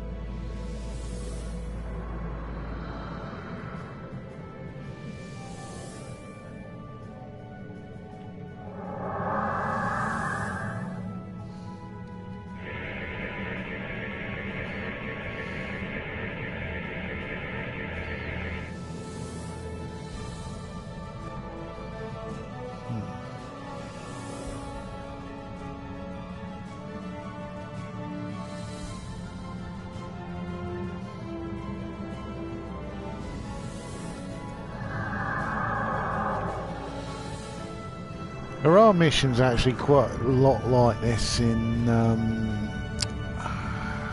Klingon Academy. You had to do missions where you would sneak into an area using the cloaking device. One of the clever tricks though was if you were dealing with a heavier ship, say a D7, one of the tricks you could do was you could fly your ship into the upper atmosphere of a planet, and the cloaking shield, all it is like a holographic shield around the ship that projects what it sees around the rest of the ship. It bends light basically around the ship itself. It's a type of deflector shield. And if you went into an atmosphere, the enemy target's cloaking shield would just become completely useless, and it became completely visible. Yeah, really like Klingon Academy. It had video. It was a game that had it was a PC game, but instead of making characters on the game CGI, they actually used video. I think it's somewhere on YouTube, and they got Christopher Plummer playing General Chang.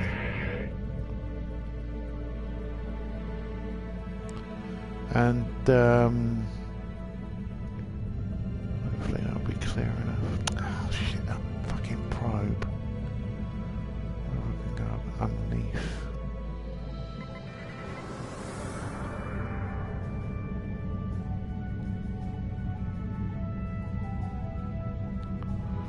No, slow down.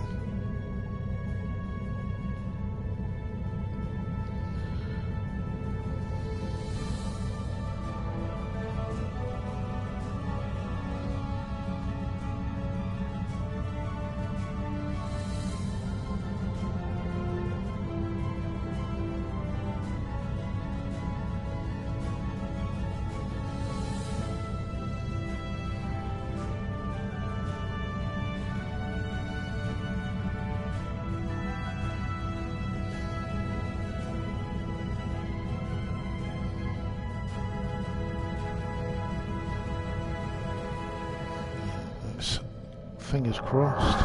Warning, ship is under attack. Damn!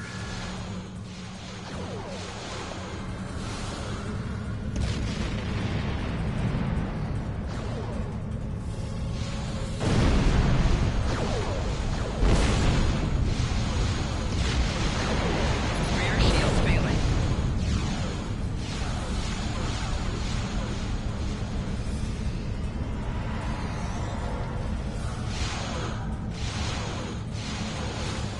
Oh, I'm going through the hole. Four shields failing.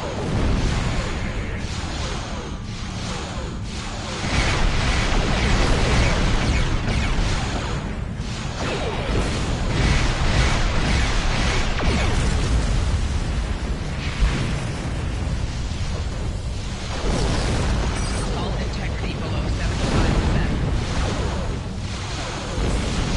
God damn it. Left shield failing. Come on, engines!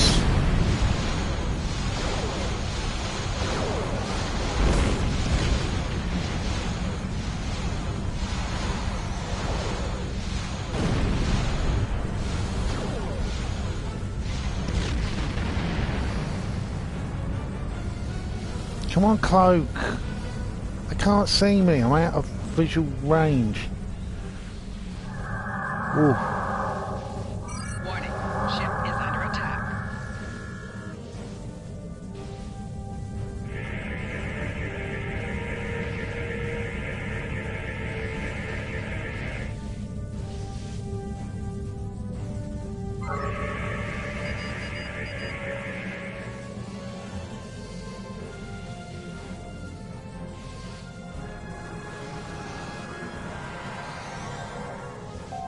Hull integrity below 75%.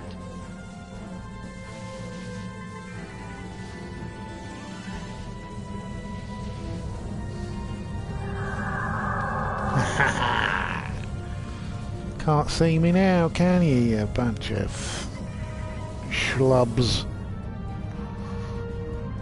Oh, shit.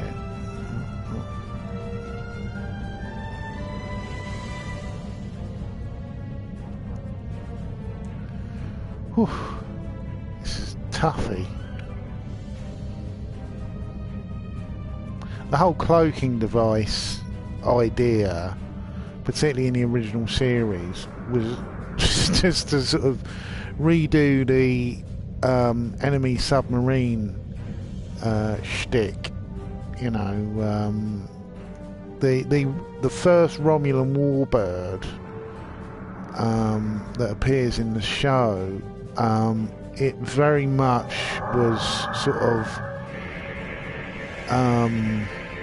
it didn't have warp drive at all. It was it used sort of conventional thrusters to come across the neutral zone, but it had a very powerful plasma weapon that sort of it was basically a lot of World War II submarine thing, because submarines had a very powerful weapon in torpedoes, but they were very susceptible to conventional weaponry like depth charges.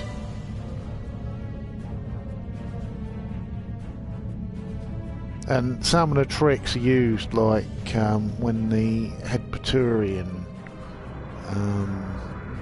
he orders the body of his best friend who's died into the launching tube to make it appear like the Romulan ship has been destroyed. That's very much a submarine trick. People would launch all sorts of shit out of the torpedo launchers to make it appear that they've been damaged or destroyed.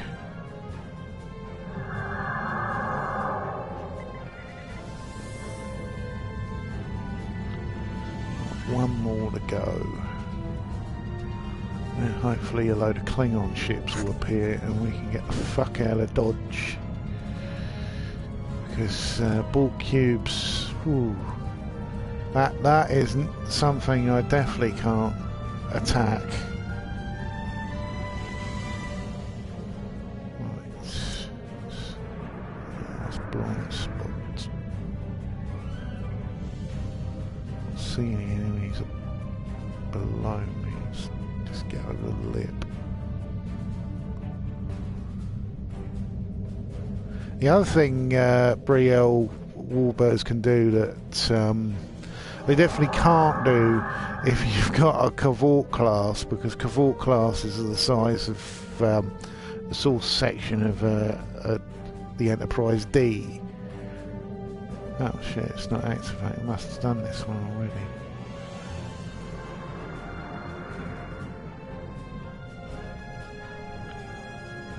That one over there will do. This cloak. Is they can land on the ground. And they can also land on the ground in cloak as well. But if you were right above them, you'd see the distortion lines. But they sort of, you know, I can understand why they use the cloak in the Undiscovered Country, because it saved a lot of money. There was a classic Doctor Who story called Shardar, where Doug Adams he decided his story would have an invisible spaceship, and it was just a way of saving a load of money on the budget, because you don't have to make a physical object. Destroy Borg, repair hulks. What the fuck are they? How the fuck do I do that? Oh, that's what it is.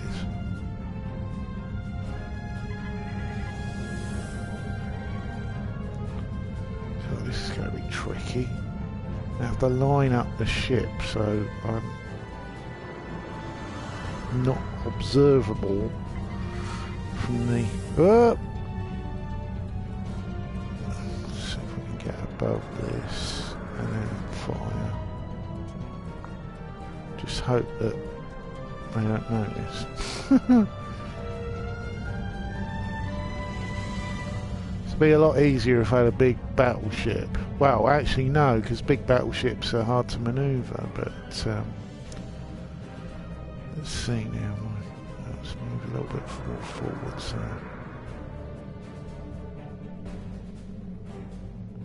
But this class of warbirds crew is supposed to be 23 people. It's weird as well because there was a difference in, well, some people theorise to say that they were piloting the ship from engineering, but in The Search for Spock and The Undiscovered Country, not the Undiscovered, The Voyage Home, the bridges are completely different. Right, maximum.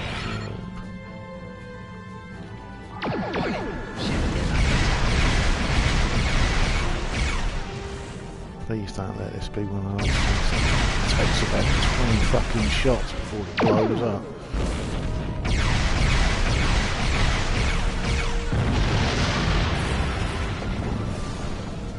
Oh shit.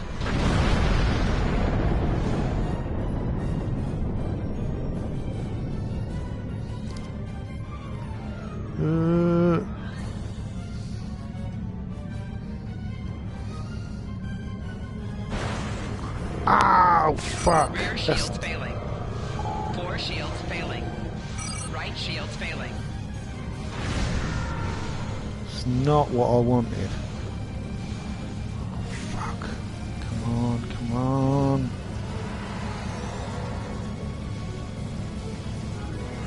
Give me a blind spot so I can cloak.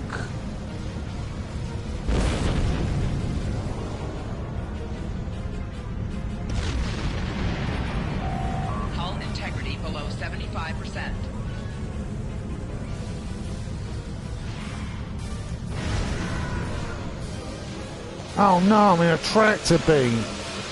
Fuck!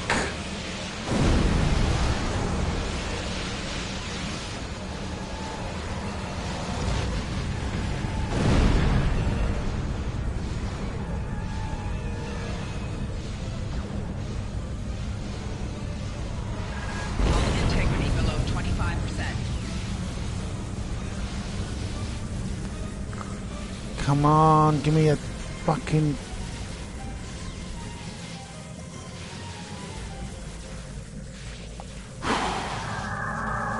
Oh! Oh!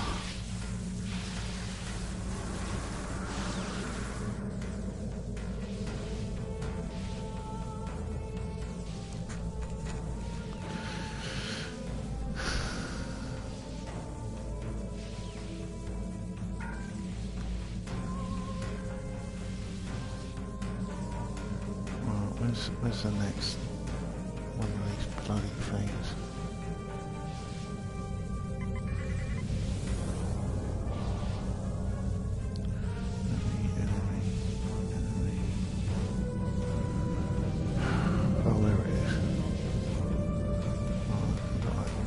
Fuck, I've got to find an angle where the cube doesn't see me and neither does the sphere. Jesus.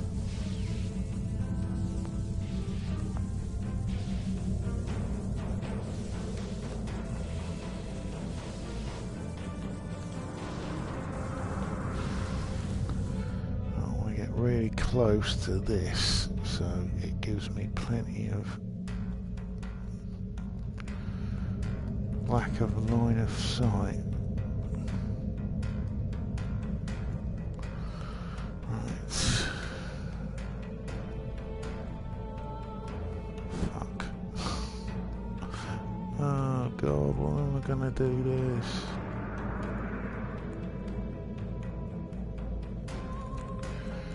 Right, balls out everyone.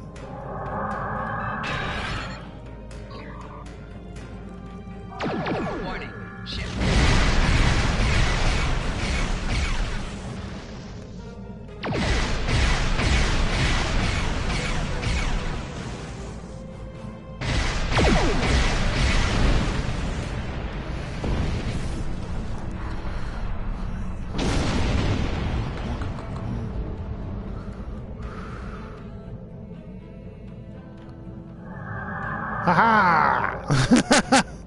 Oh, fucking hell. Brown Trousers Express, everyone. About Brown Trousers Express. I'll grab that. Right, where's this other repair box?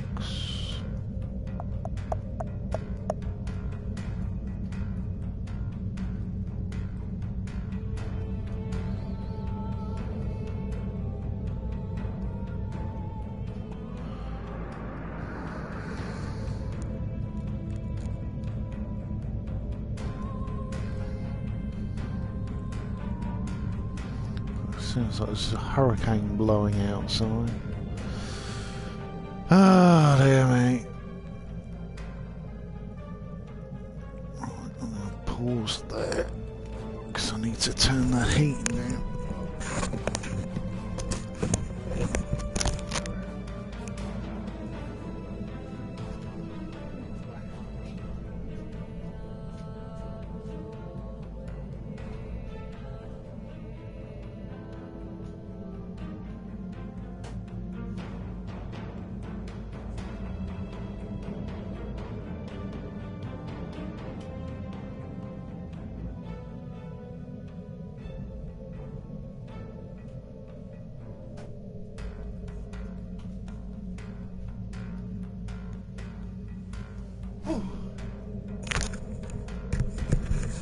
Yeah, my bloody heating is so complex that it's switched off. I'm fucking cold.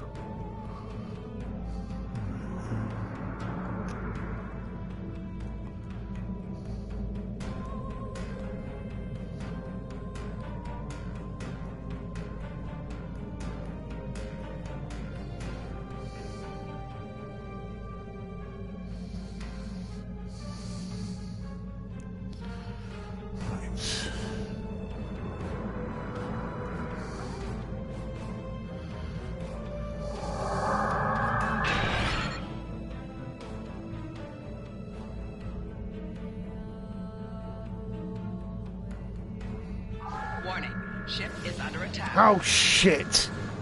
Rear shield failing.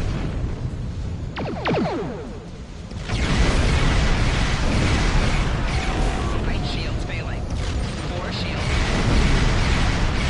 failing. Hull integrity below 75%. Hull integrity below 50%.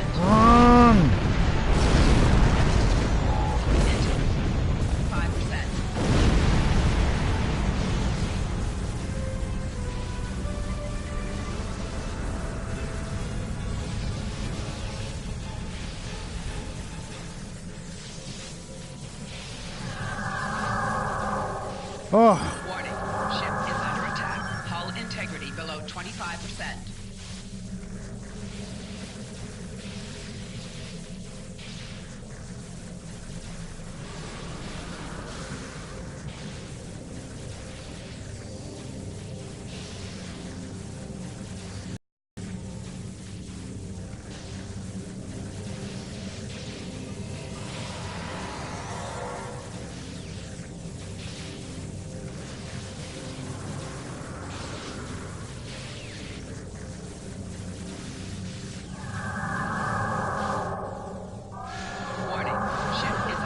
Oh no! Left shield failing.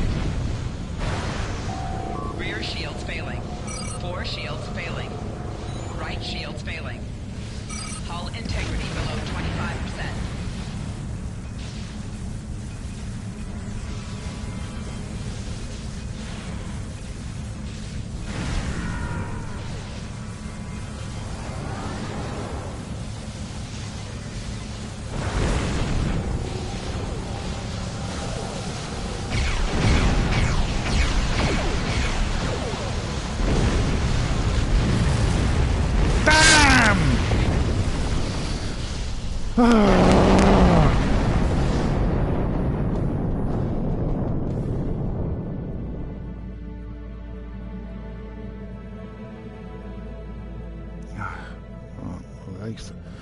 At least I can get one more of these fuckers.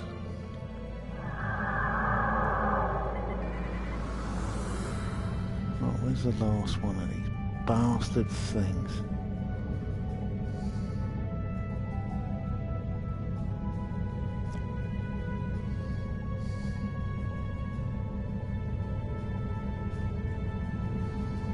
There it is.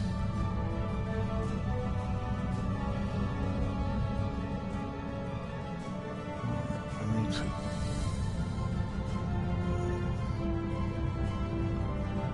get right above the fucker.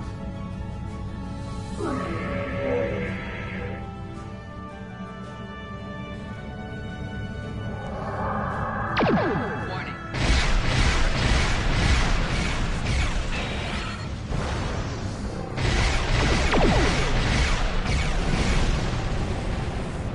Right shield failing. Forward shield failing. Rear shield failing. Hull integrity below 50%.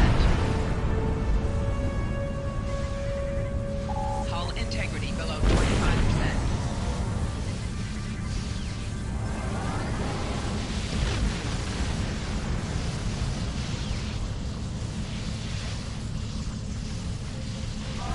Warning. Ship is under attack. Come on!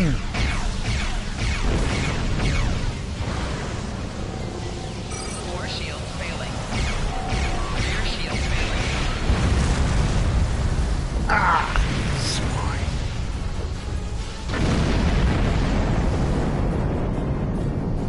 Destroyed it! Oh, you...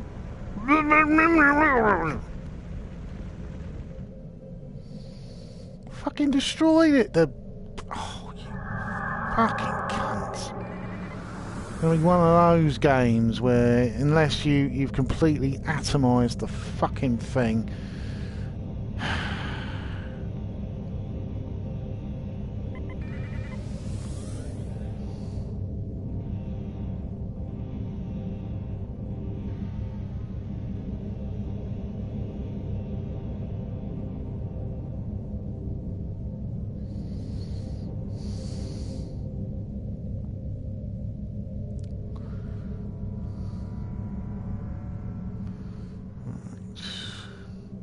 What's it? Oh.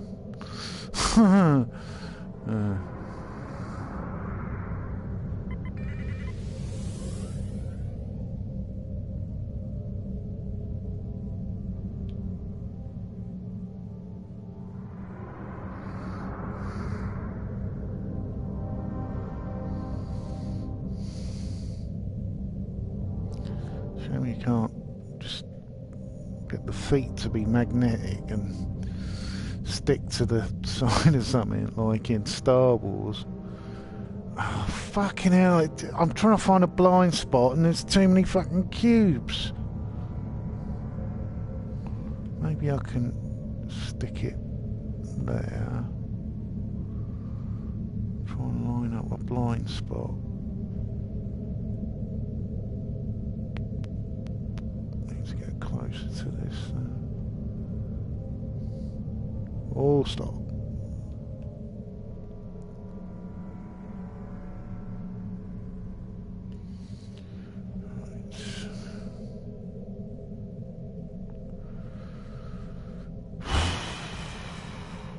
No guts, no glory, as they say.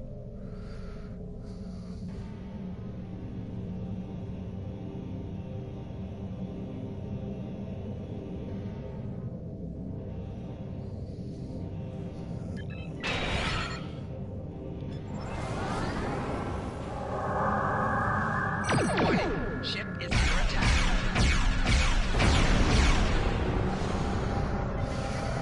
Come on, engines. Don't fail me now. Rear shield failing. Left shield failing. Oh God, oh God. Target shields have failed. Hull integrity. Oh, I'm in a tractor beam. Oh, you bastard!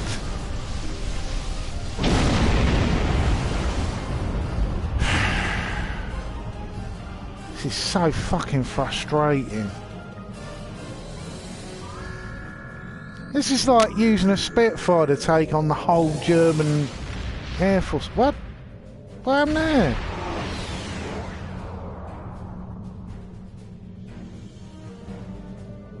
That was weird.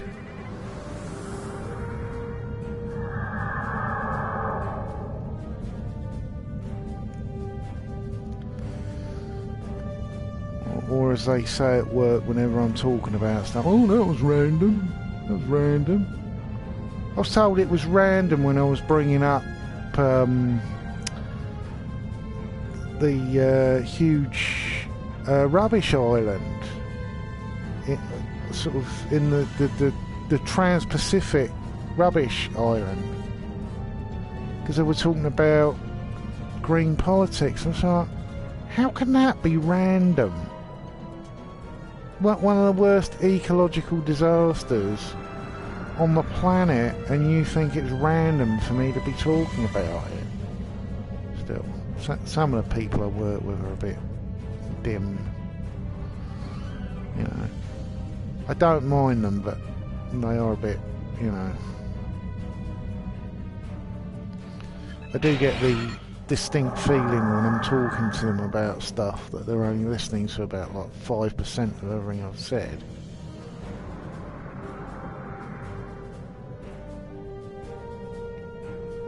Well, why is it not? Oh, you stupid barking wank stain.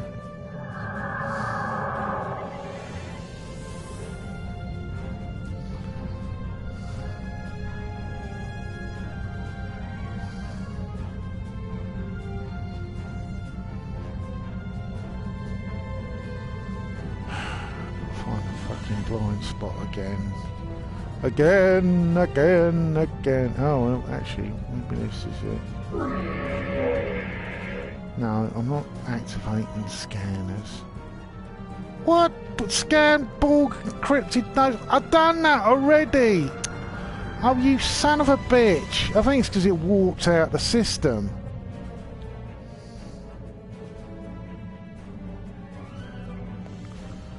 Oh, I've got a...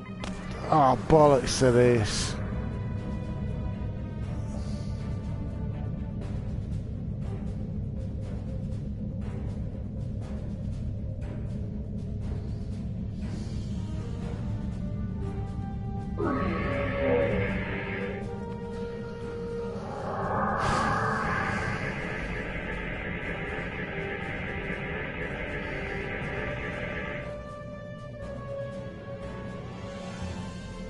Come on, ship.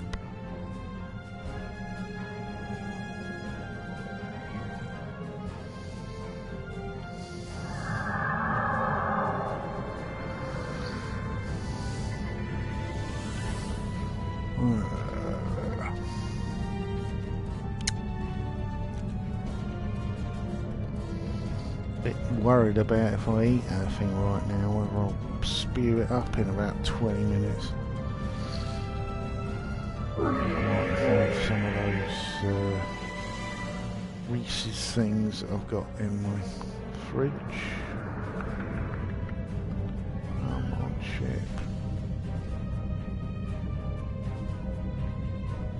I sort of gave up on a diet this month. Well, I've sort of given up on it.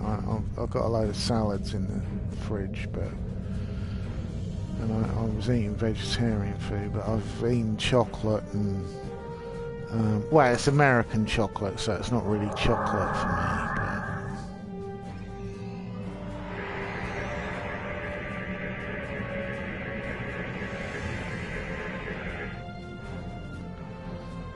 You know, dark chocolate's chocolate for me. American chocolate's just so full of sugar. It's not... They stick sugar in everything in America.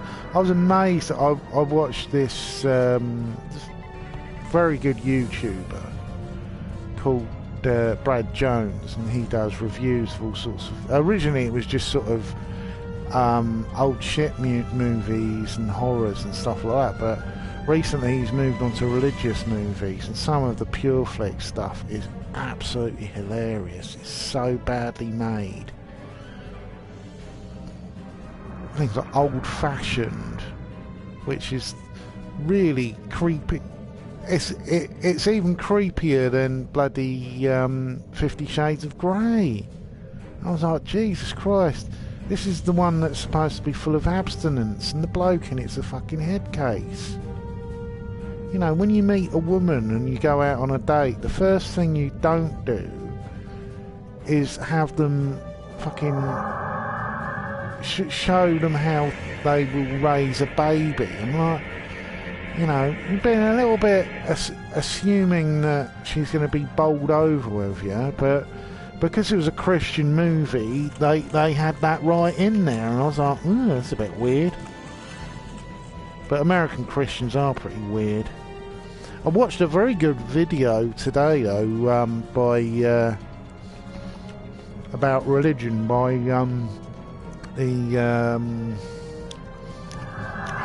what's his name? Leon Summon.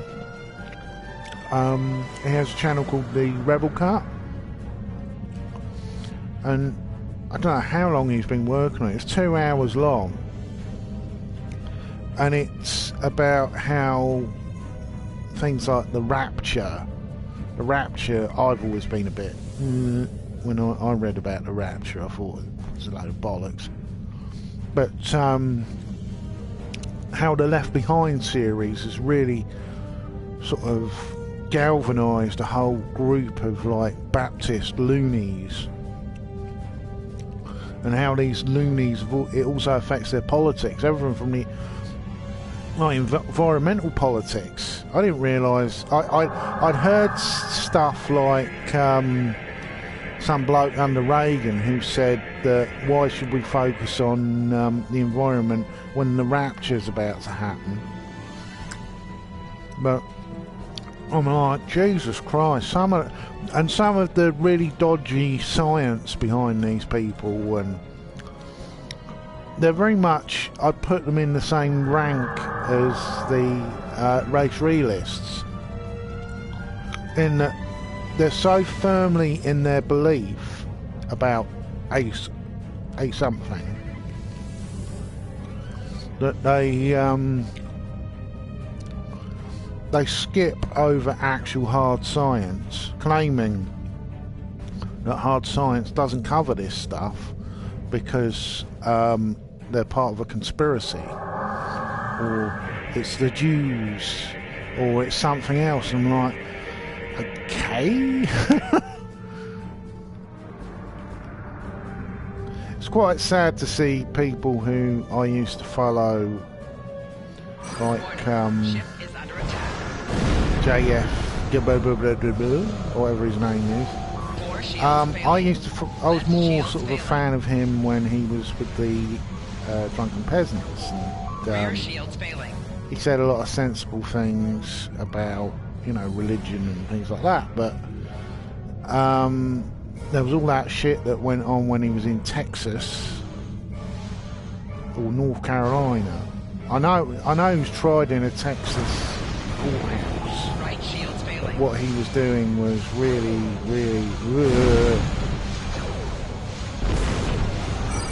you know, involved a girl who had the like mental age of like a 10-year-old or something. And he was trying to have a baby with her and stuff. And I was like, ugh.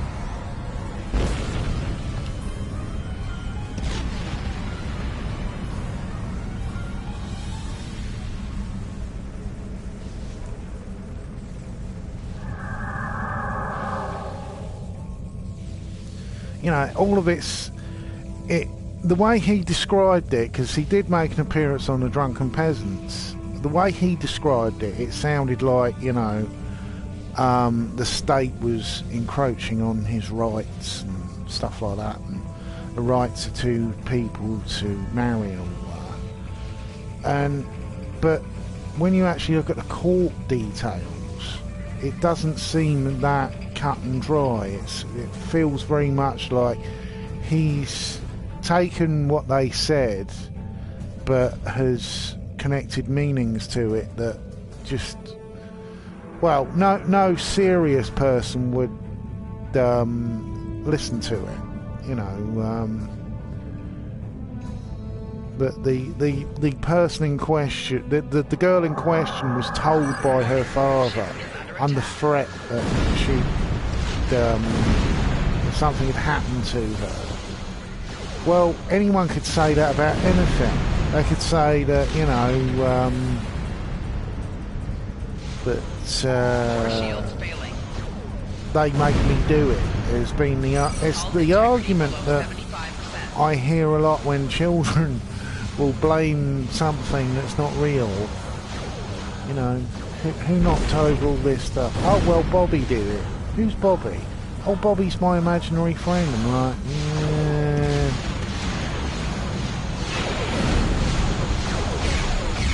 It's a pity, though. JF used to be really... You know, I used to watch, particularly when he'd do breakdowns of pseudoscience. I really enjoyed watching people debunking bullshit. But unfortunately now he's sort of adopted a lot of bullshit, which is sad, really. You know, so, like when I see a very good YouTube channel disappear, there's one I used to watch, a bloke called Captain Awesome, and he was a very vocal atheist, and he'd have hangouts and things like that, and he was more like sort of a no bullshit a no bullshit Christian skeptic, that he would he didn't go for the feels over reals at all. When people say, oh well, I had a feeling that God was in my presence, I'm like, well, anyone can say that, you know. I can say that Thor was in my presence. Oh, fuck.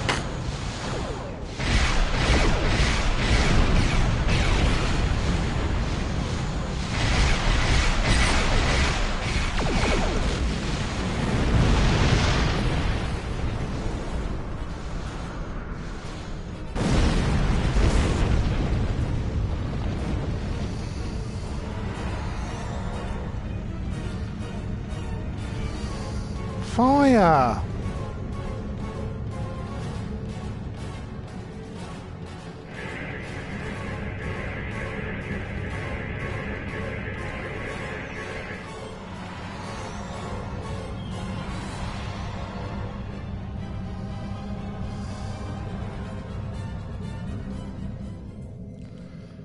That was weird.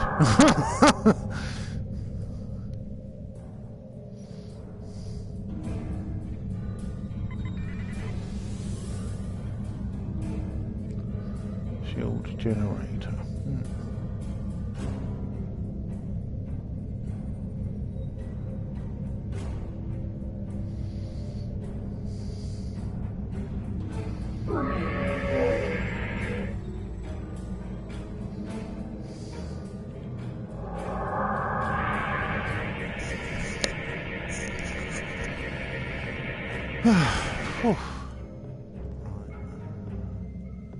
Come on, cloaking device, don't fail me now.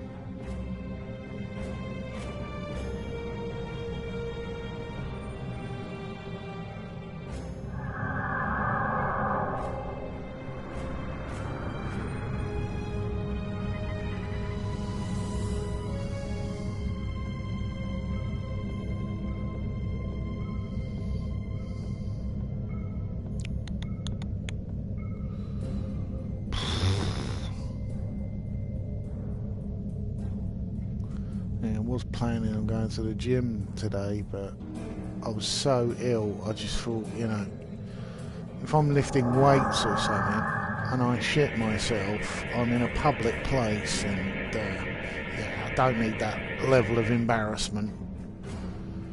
Oh fuck, I've got to repair up the Hulks again. Oh, you son of a bitch.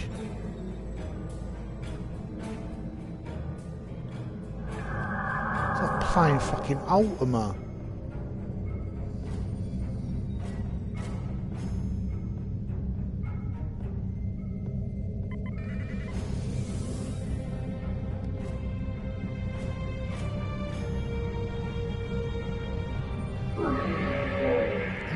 Stop scanning.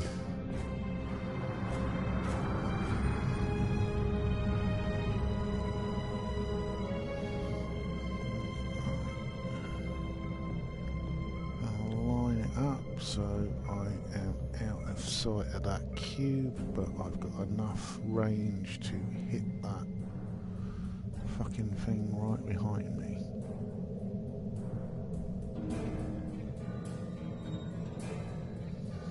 And there it is. Come on, ship.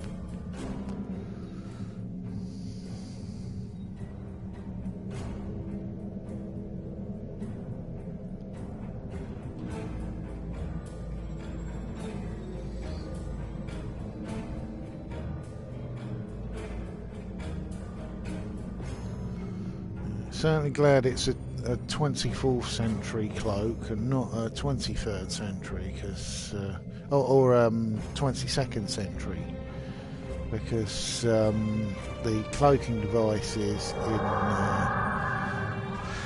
the films, like the understanding, Search for Spock, it was a pretty terrible cloaking device.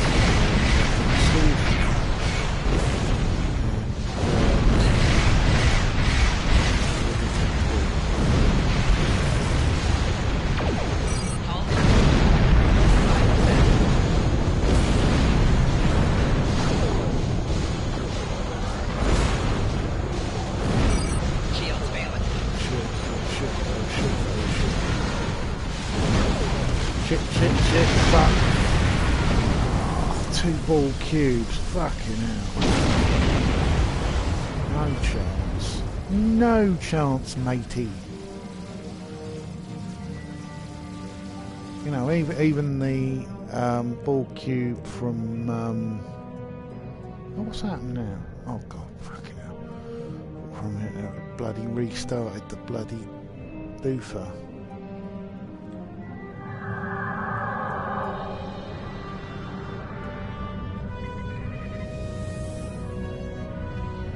Yeah, the Enterprise E had sort of state-of-the-art weaponry and quantum torpedoes, and it still took a whole load of other ships to take out the ball cube that tried to attack Earth. So this little ship, no fucking chance.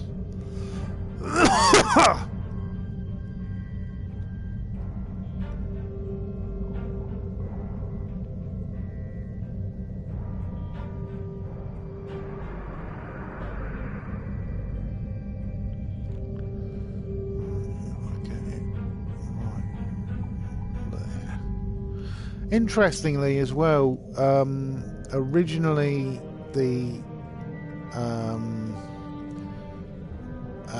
special effects house that did Star Trek the motion picture, that was run by Douglas Trundle, who, you know, when Harve Bennett took over the running of the Star Trek films from Gene Roddenberry, because Gene Roddenberry was still trying to gun to have a TV show, and there's a lot of elements from the undiscovered. I keep saying undiscovered country, the wrong one. The motion picture. There's a lot of elements there that were actually reused in Star Trek: Next Generation, Encounter at Farpoint. There's whole characters. The whole character of Decker was renamed Riker, and the original plan was as well that at the end of the Best of Both Worlds that Picard would actually die and Riker would become the new captain, but Patrick Stewart was so popular that they changed their mind and they saved him, which I'm pretty glad about, because I'm a huge Captain Picard fan. What I like about Picard is because Patrick Stewart, he offers so much gravitas to a performance. Like, my favourite Star Trek Next Generation story. One called The Drumhead, and it's pretty much about witch hunting and how people can become really paranoid and assume things that start real. And if you're caught in the middle of that, then it can turn pretty fucking nasty. Come on!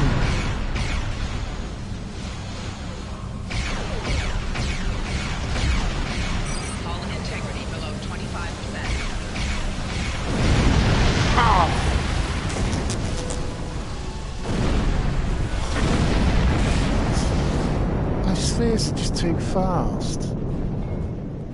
There's a problem with the ball. They put you in tractor beams.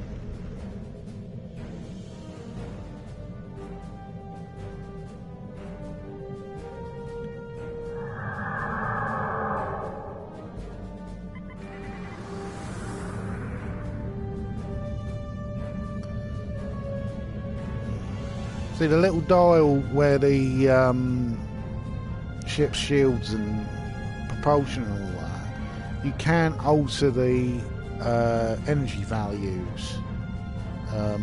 So, you know, you can make the ship go faster by rerouting energy from the weapon systems to the propulsion systems.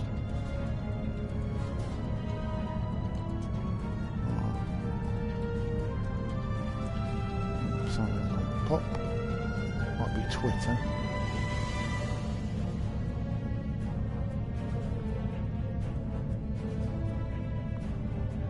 Can't get that. No, that's too... Oh god, they're all between fucking cubes that I can't escape. Oh, I don't know, actually this one is pretty far out. Park the ship just above that structure and target.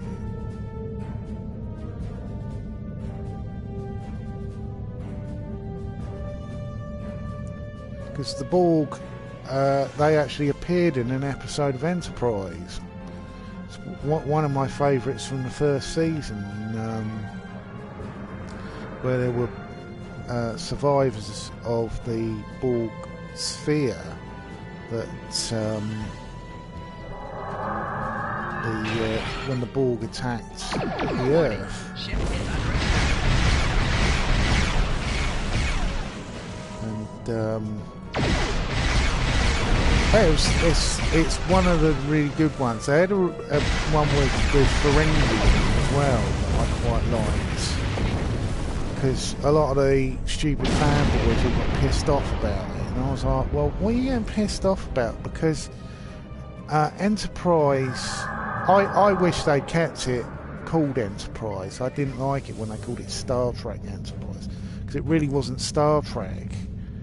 You know, I liked it that it was Star Trek with all the safety removed, because one of the problems I've always had with some sci-fi shows in particular is when they make lots and lots of friends with aliens, and you know, if their back's against the wall, these alien groups will come and help them, and the aliens sometimes are really powerful as well, and like, it's like a safety net system. With Enterprise, particularly the first two seasons, there was none of that. You know, what I really liked about season 3 was it went completely balls to the wall, and went completely for the idea of the Enterprise trying to stop the Earth being destroyed, and they had no friends. Saran, I think his name is, or Shran, he appeared in an episode. I think he was in the final episode of that season, but I destroyed it. Oh, you fucking cunt.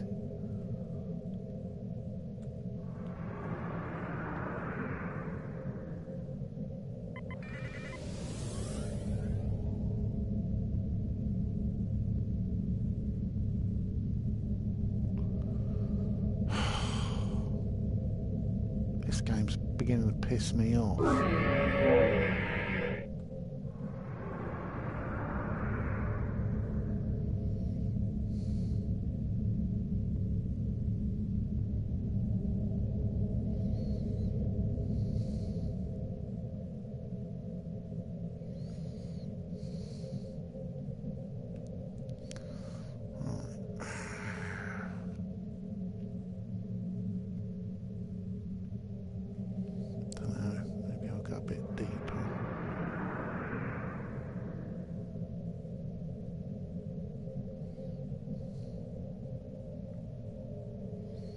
It's all about alignment. Ooh, ooh, ooh, ooh, ooh.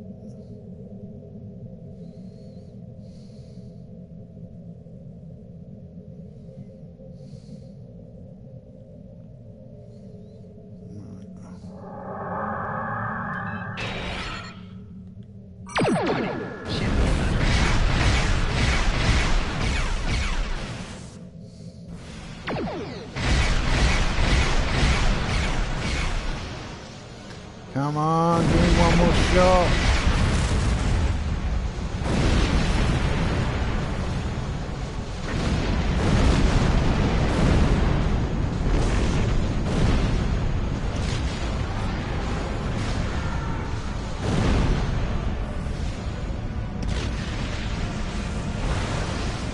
No!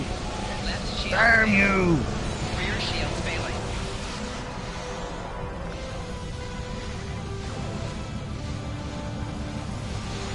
Right shields failing. Hull integrity below 75%.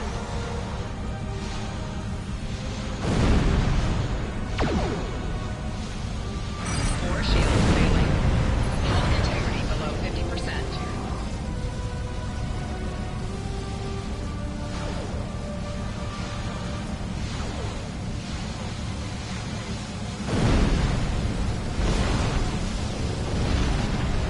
No! Oh, you bastard! Right, I'm done with this. I'm done. I destroyed that 3 fucking times so far, and... Ugh!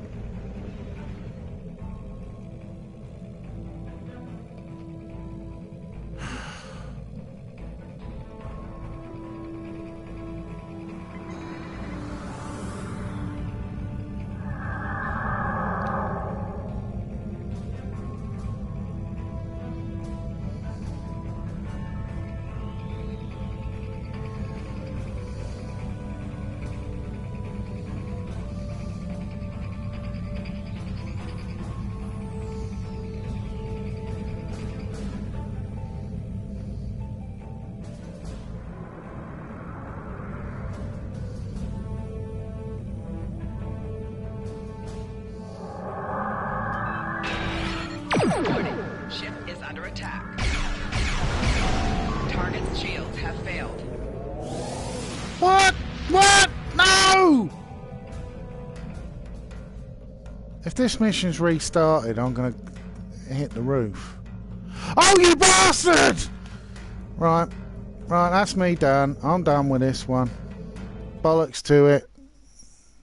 Oh, no.